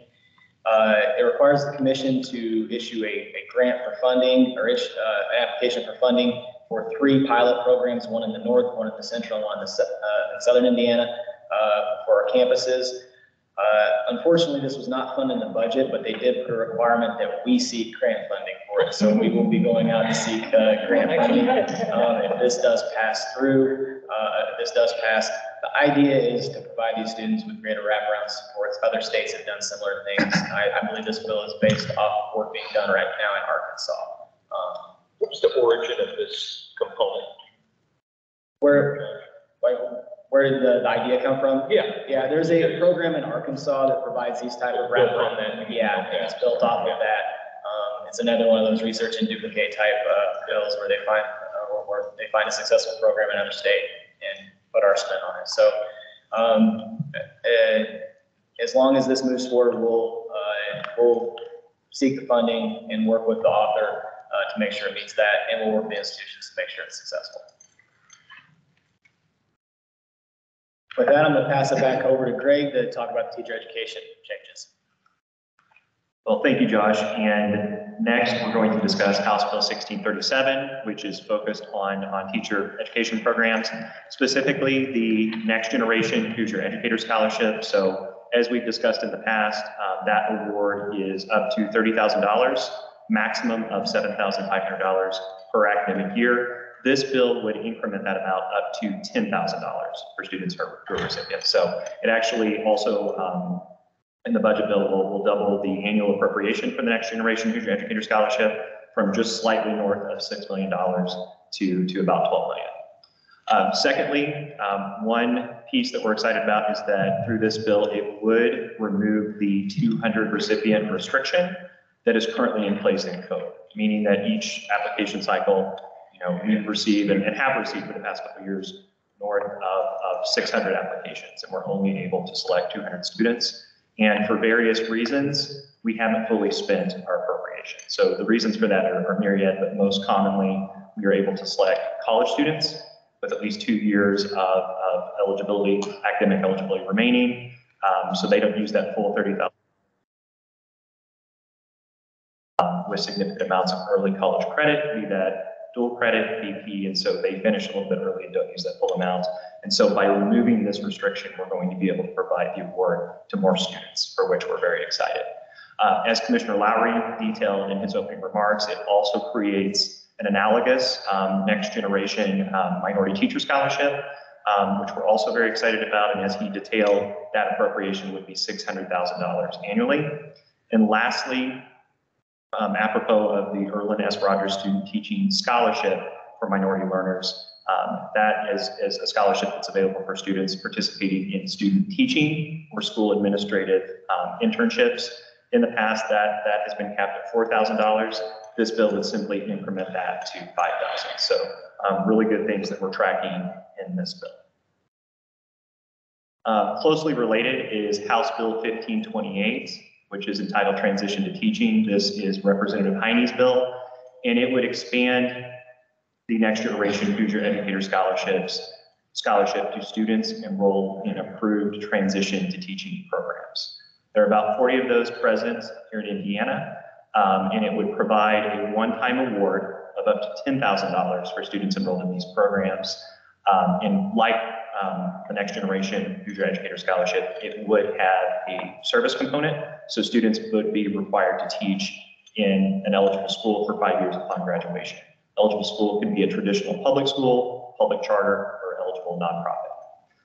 Lastly, one other thing we wanted to mention, that it does provide a cap for the total award amount that we could provide under this bill of $1 million each year. And then for, I believe this is the last bill, 1511, I'll turn it back over. I did want to mention under the last two bills, and as the chair noted earlier, the new programs and items, that is a significant expansion of a very staff-intensive program. So we would have to look at new staffing levels at that point, because for next year, we have to track them not just during high school, but for 5 years post. And we work with a third-party vendor on that one, but the questions still come to us, especially since it does convert to. So that one would be a great thing we're super excited about, but it will be a lift for the commission. The final bill I mentioned today is House Bill 1511, and it deals with our veteran financial aid programs and some changes with this. This bill will change on the Senate side, and I'll provide some idea of how that bill will need to change. First, it creates a brand new program called the Army Reservist Tuition Supplemental Program. Right now, we have the National Guard Supplemental Grant, and what that does is it comes in alongside Guard members' financial aid, and it covers the remaining costs. So a Guard member can receive what's called Federal Tuition Assistance, FTA, but it doesn't cover the full cost. We come in after that and pay the difference at that point. Army Reservist Tuition Supplemental Program would do the same thing for our Army Reserve members, as they've had noticed a decline in the number of individuals doing that. One of the things they think is the lack of this type of program. It'll be a little bit different because right now the National Guard has 2 staff members that assist us on this program. On the National Guard side, we would not have the same staffing level for that. So Greg and I will become intimately familiar with DD 214s and other forms to try to figure out how to process this. We're looking at how it will be implemented right now. The second thing that it does is it expands the Child of Disabled Veterans is the big program, but right now we have what are called tuition and fee remission programs. And what that does is students who qualify for these, our public institutions actually cannot charge them tuition and fees. And then it is then funded by the state, and then we pay the institution back through this fund. So it's a little bit different than any of our other financial aid programs, because if tomorrow the General Assembly decided, well, we're not going to fund this program, the institution still can't charge tuition and fees to these individuals. So if you I don't know if anybody was around in 2011, but in 2011 during the recession and boom in enrollment, the institutions actually had to eat part of the cost of this because there wasn't enough funding for it. So this bill would expand the Child and Disabled Veterans Program and the remaining tuition fee remission to private institutions in the state. The way the bill is written right now, and this will be updated, is that private institutions can't charge tuition either, but they're only reimbursed a small amount, so that's not going to happen. So essentially, if you were Notre Dame and your tuition is $50,000, I think it's like $5,000 you would get. I don't think that's going to pass as is. That will be updated here in the second half of session, and we're working on language to address that. That program will need additional funding just to cover the expansion. But with that said, it is a good expansion of the program to allow more individuals to pursue post-secondary education. Oftentimes, a private institution can be the right fit for a student, so this is making that possible. Yes. Question, so this addresses the Guard and now Army Reserve, what about the other branches? These are the only two right now that are listed within that. Now, for the supplemental programs on that, but there, and I don't run this program for our team, so I'm going to do my best to try to remember all of this, but there is the Air Guard that is covered that as well. I don't know where, I'll find out where the other branches fit in with all this on that one. Because the Guard is Air Guard and Army Guard, so the Air would be covered, but yeah, I thought that was interesting too, that they're only requesting the Army Reservists for we've got Army, Navy, Air Force, probably some Coasties in there somewhere who could potentially qualify for that. So yeah, I'd be interested. Yeah, and we'll, they're called the Big Four at the State House. I'll talk with the veterans groups over there to see what the rationale is behind that. Okay. Same with the National Guard. Can you let us all know? Yes, I will. Once I figure out that, I will send an email out. It'll probably be, they'll be gone tomorrow, so it'll be sometime next week, but I'll send it out. Thank you. With that, it does apply to the National Guard as well. That expansion, it does cap it at 5,000, I believe, for those individuals. And that is a first come, first served program, so we don't run into the same problem for the Child and Disabled Veterans funding. The one thing is the bill did pass, but the program was not funded in the budget for the Army Reserve Tuition Supplemental Program. So we will look and see if this does get funding in the second half or if the bill moves at all. We imagine it will, but not quite sure what form that will take. Is there ever a reason given why something's not funded?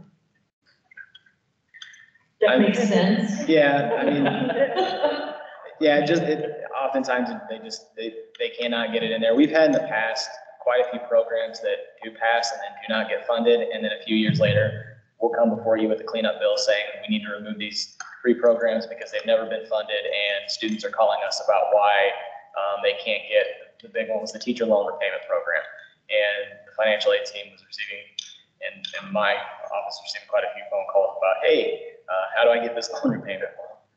You can't because there's no money. So it does happen, and I can't speak as to why. Every situation I think is a little bit unique on those. With that, one thing I did want to say, having worked with Charlie, I think some of the longest here, and I'm starting to take this personal because it seems like the person I work with closest besides Elise, whether it's Seth or Colby or Courtney or Alexa or Liz, and now Charlie. So Greg and Seth, I bet your resumes, but you'll be greatly missed. You didn't just help students through the pandemic time, you helped most of the staff. Appreciate it. Thank you very much for the update. This is kind of at the core of what we do. We need to not only get new programs and new funding models, but we need to get them funded. So I appreciate everything you're doing with that. So, all right. Now we'll have Commissioner Lowry and Madison Krowitz provide an update on the partnership Pentagon and Hunt Institute. And I've told Chris this already.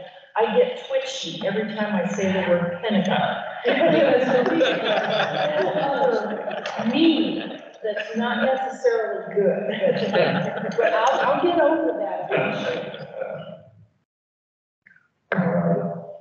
Thank you, Jen Stewart. again, I think in this instance, Matt, I'm supposed to lead off, is that right? And Yeah, I'm just going to be quiet. With members of the commission, you probably know that anyway. I just lead off and, you know, the really smart people start talking next. So we won't do that. One of the things that we wanted to make sure to improve, I don't know if you have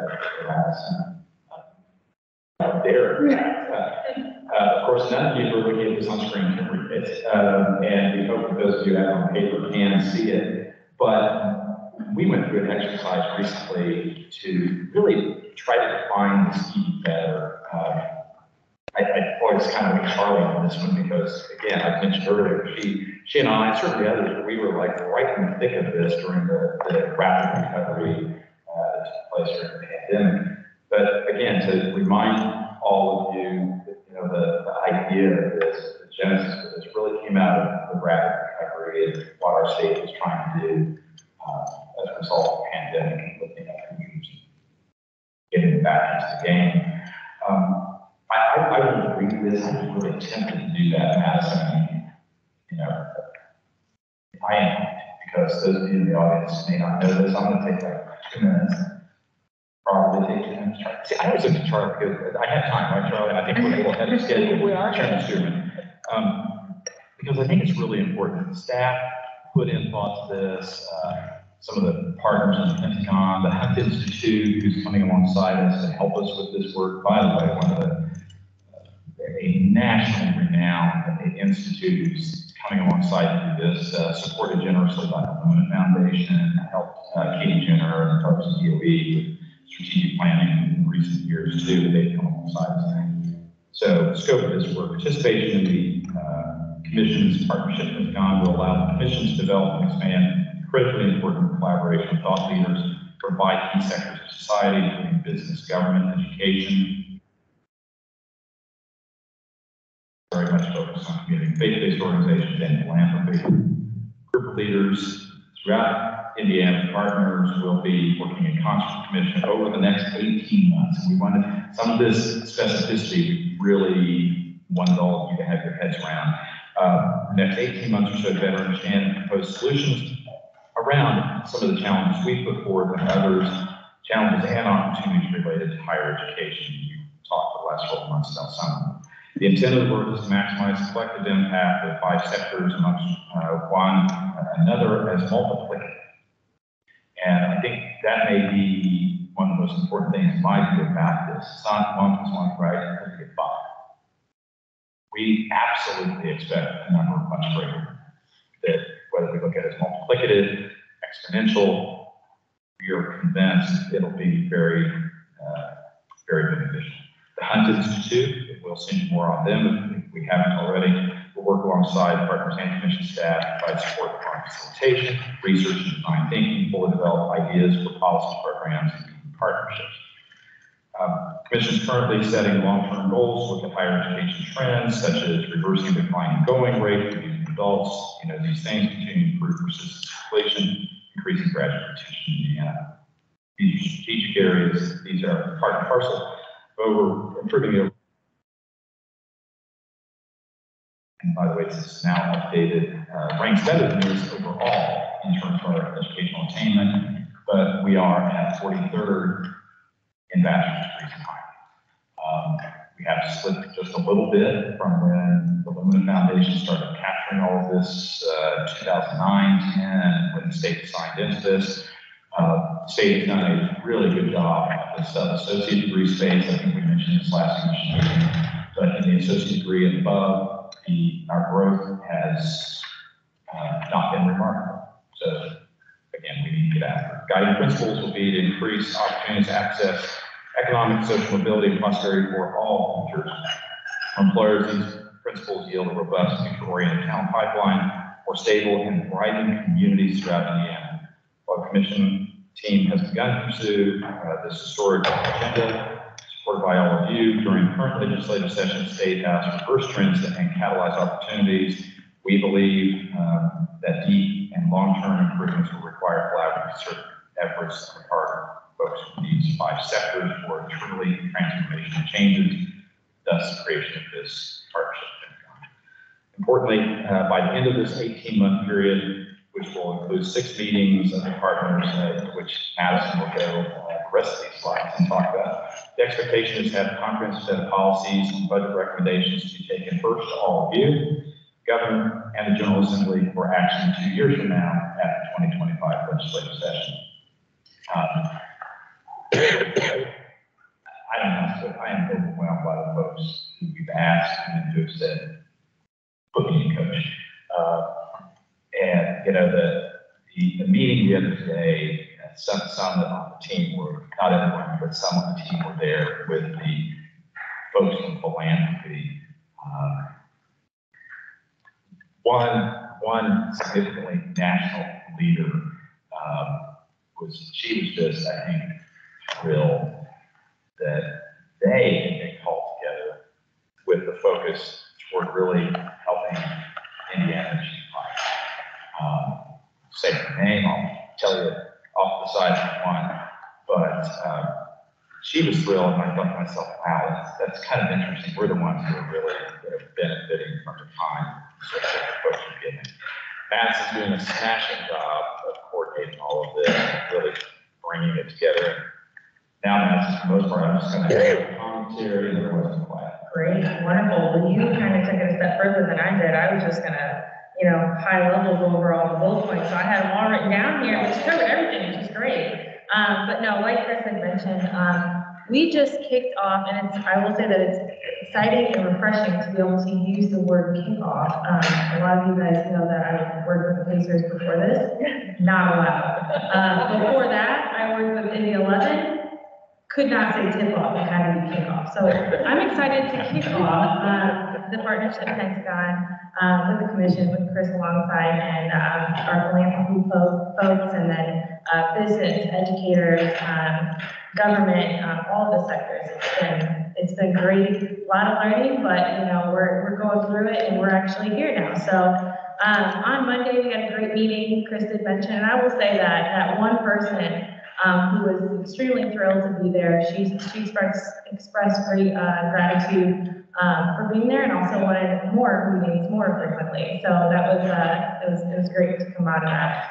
But what you'll see here is, this is kind of an outline of our sectors that we'll be working with, our current focus, that policy focus right now, and reviewing the challenges that the commission has, and being able to bring everybody together to provide suggestions and opinions on where we can take this to the next level. Our long-term areas of focus here, you'll see, I'm not going to read all 3 of them, but collaboration, connection, and innovation. So we'll really be focusing on collaborating with all of the sectors and thinking about our role in improving social and economic outcomes for people, for all Hoosiers, I should say. Connecting all of those ideas and really seeing where every sector can fit in providing success. And then innovation as well.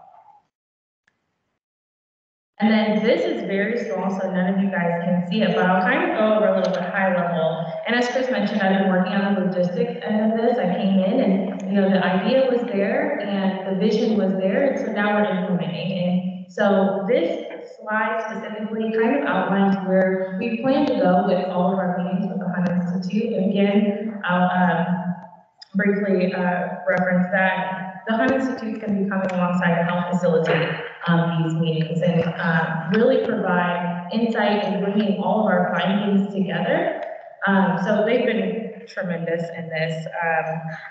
And then also thinking about how we can adapt ideas for policy programs and partnerships, really tying everything together. And so coming out of that philanthropy meeting, they provided so many notes, some great note taking of where we can really integrate some of those suggestions and opinions into every single one of these meetings. So this is a tentative agenda, but within each topic and each discussion, we'll definitely be factoring in suggestions that come from each meeting to better as we go through the next couple of years with that. I do want to focus on the first meeting. This will take place on April 4th, but it mentions there we'll be focusing on the return on investment.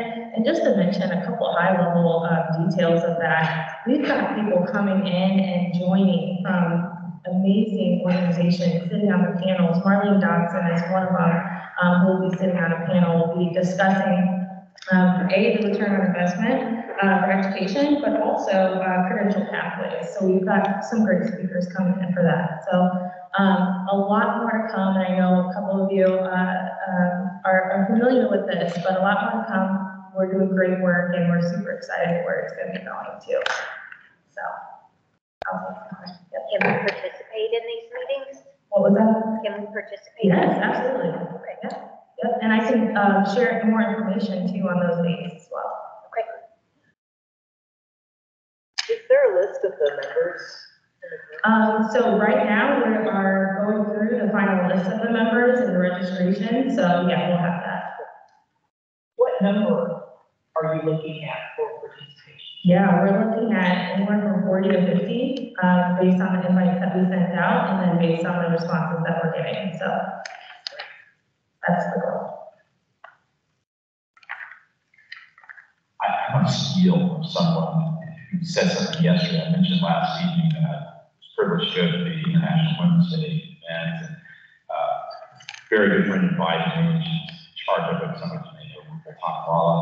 And she talked about having her own personal board of directors, which I thought I've heard and read of other folks doing that. And she graciously counted me in that. And that's what I was thinking about this a bit last evening in this presentation. The folks coming around like this to complement the work that all of you are doing, we're doing, it's a bit like that, just volunteering the time to say, love Indiana. And then coupling with the Hunt Institute, to me, it's like we get our own think tank. By the way, again, I'll emphasize it for free for the next 18 months to really chew on these things and dig into them. And I know we'll have much more time, especially after 18 months, to thank the folks who participated in this with us. But this folks just giving their time because they care about Indiana. And really excited about it. I will add. Yes. You're not, and by the way, part of the reason I'm so excited about it is because of the work Madison's been doing with them on this. She kind of said, I've been assembling this and said, let me be really clear. This was sort of a high level idea, there might be some nuts and bolts laying around, and she has brought a framework and intentionality to this, and has really been driving it. The kind of thing that the Pacers and Beaver leadership team told me that Madison's bring our team, and that has exactly been happening, and we're really shepherding this last couple of months. Great. Mr. Chair. Yes,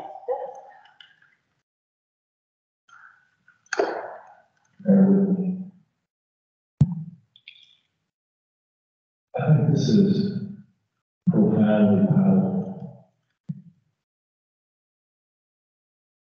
And in fact, it feels like one of those deals that's work from home because it seems like it can create the level of elevation that I've heard Chris and Lowe talk about for years, at least as I'm hearing it. In fact, I hear in this strategy a couple of issues that have been expressed by Al Hubbard and expressed by Chris. I hear them being addressed in this strategy. The concern about language of China kicking our butt.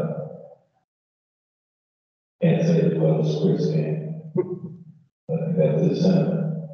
And then Al Hubbard talking about really the poor return that people are going but not completely, not thriving. So I just feel like this has the opportunity to address those issues and so much more. So kudos. And if I can just offer thoughts as I quickly scan through, when we just offer consideration. Number one, it seems like there's an opportunity to speak directly about increasing the culture education environment in Indiana. I say culture is like what you are impacted by, you don't even know you're impacted by it. So people in high achieving cultures, a lot of them are thriving, of course, because this is just what we do. Right now, a lot of our culture is actually anti-pedagogy and thrive. So can we, since you've gone this far, can we say as a part of this, we're trying to increase your culture and our interest in education to compete with anybody against it, your aspire. Point number two, how do we become intentionally or internationally competitive? So again, speaking to the China, and this is what these people are doing, but we're really saying, hey, game on, let's ball. Point number three, so I see with that and reversing the decline, but can we, with the increased culture, can we be talking about actually elevating going? So we're changing the paradigm, or yes, increasing extent of the decline, but through the culture of actually elevating significant achievement, interest in education. And four, to ask, how do we strongly increase the level of preparedness and readiness so that people are ready to go and ready to thrive when they get there, so that there's higher completion, higher persistence, because the preparedness is just so much stronger. And with all those people at the table, they can talk about how to address that. And then the fifth point is just, through all this, I think we are really speaking about challenging the current climate. I think it's one thing to go into the military and say, I want to make you combat ready. I don't want you prepared, but I think it's something different when you say somebody's trying to kill you. It changes. Our reality is a lot of our young people are struggling in part because we can get you ready, but the reality is part of your climate is actually anti-ready. Part of your climate is anti-college. And we need to make you holistically prepared. We need to be aware that there's a part of the climate that is not pro-education and learning. So how do you prepare me for that?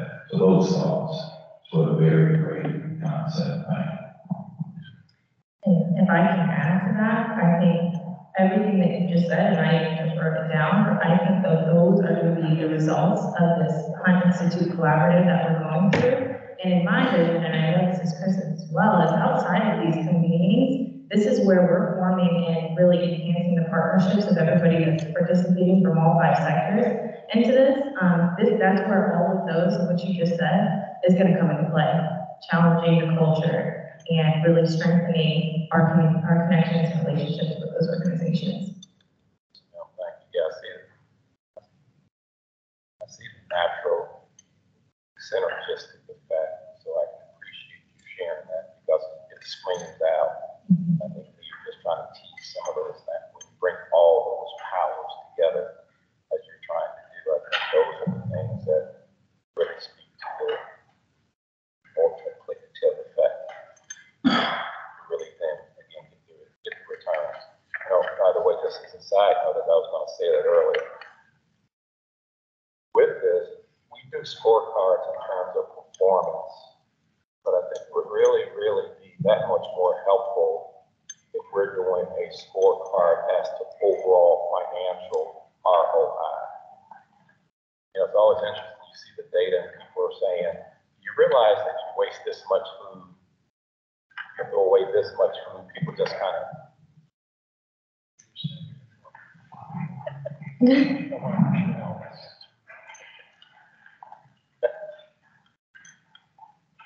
We can measure along our investment dollars. Is there some kind of rubric or some kind of calculus that also says, and this is how these investment dollars actually come back in terms of framing persistence and completion in relationship to those dollars invested? I would imagine you would find out that for all the dollars and we may find, just like in our refrigerator, we may find out we're wasting more money than we realize. And only because we started keeping score, we become a little more conscious about, I still running the city, and where I really waste water, but sometimes it's just a consciousness rate. So I keep seeing some scorecard that says, yeah, this is the completion rate, this is the persistence, but also this is how much money was invested, and then this is how we're doing in relationship to the investment. And sometimes just seeing the number and raising the consciousness may have us start increasing performance 1 or 2 percentage points just because we started keeping score. Wow. Yeah, like you said, and that's always you, great for your work, but what you offer is profoundly important. I see us editing, in fact, what we have up front in this to really emphasize the transformational side of this. And we're trying to strive for it. Frankly, you said it better than what we've been talking about it for months now. But to be competitive, globally competitive, to increase and challenge and change the culture, I think that is what we're supposed to do here. I don't think anybody's doing this for the heck of it. That we seek something transformational here, improving the preparedness. Just frankly, each one of those things, not just reversing the decline, but elevating. Right, setting the expectations. This is really selfish on my part, so I'll share with you. I was glancing over at Charlie and Allison, who shared with me about, 3.5 weeks. I'll have the honor of delivering my first state of higher education address. If y'all don't have it on the calendar, make sure you do. Because we're going to be talking in that time. We have the opportunity to find an excellence for folks in Indiana and what we create, what we create within the fabric of our society. You know, some of us have had sideline conversations about civil society. And it's not just something nerdy that think tanks look at and think about. It holds all of this together, and I think uniquely so in America. But it's being chipped away by things I believe you're talking about, Dennis, and I know greater concerns folks around the state and out in this room and beyond. So couldn't thank you enough. The ROI. Sean and I were smiling at each other. Frankly, I think some of the policy positions you have pushed us to think about the legislature in the 21st century has gotten extra traction this year because of the work that Sean and the team have done around showing ROI. We have members of the legislature, rightly so, making us uncomfortable from time to time, pushing us on ROI. And they should do that. But what you said, tradition, you know, but no, thank you, let me put it back on you. I mean, this is brilliant. And if I had not seen that, then we had an opportunity to do this on Tuesday. So this kudos to all for your work today. Set one in and you said it was on something different. Well, to actually see this, it's clearly something different, positive, hopeful, encouraging, all those things. So, as Chancellor said, yes, I've seen it for all of us. Thank you, Dennis, for your remarks. I think we'll be seeing a lot of those incorporated into some of the various projects we're doing. I have a very simple military mind, so your analogy about, yes, we prepare for war, and if you're not prepared, you die, that's a pretty big motivator for doing all your training. But the answer is a real, unfortunately, a very catchy phrase that's very true. And we've got to get through that and change our culture. So thank you for putting those into such eloquent words. And I think what we're going to do now, we're going to take a 15-minute break, and then we're going to go to lunch at 11:30. And we'll be back here at 1300, 1 o'clock, for you all out there. On the dot, I'm going to hit the gavel, and if I'm talking to myself, I'm talking to myself. We are going to start at 1 o'clock. So thank you very much, and enjoy your lunch.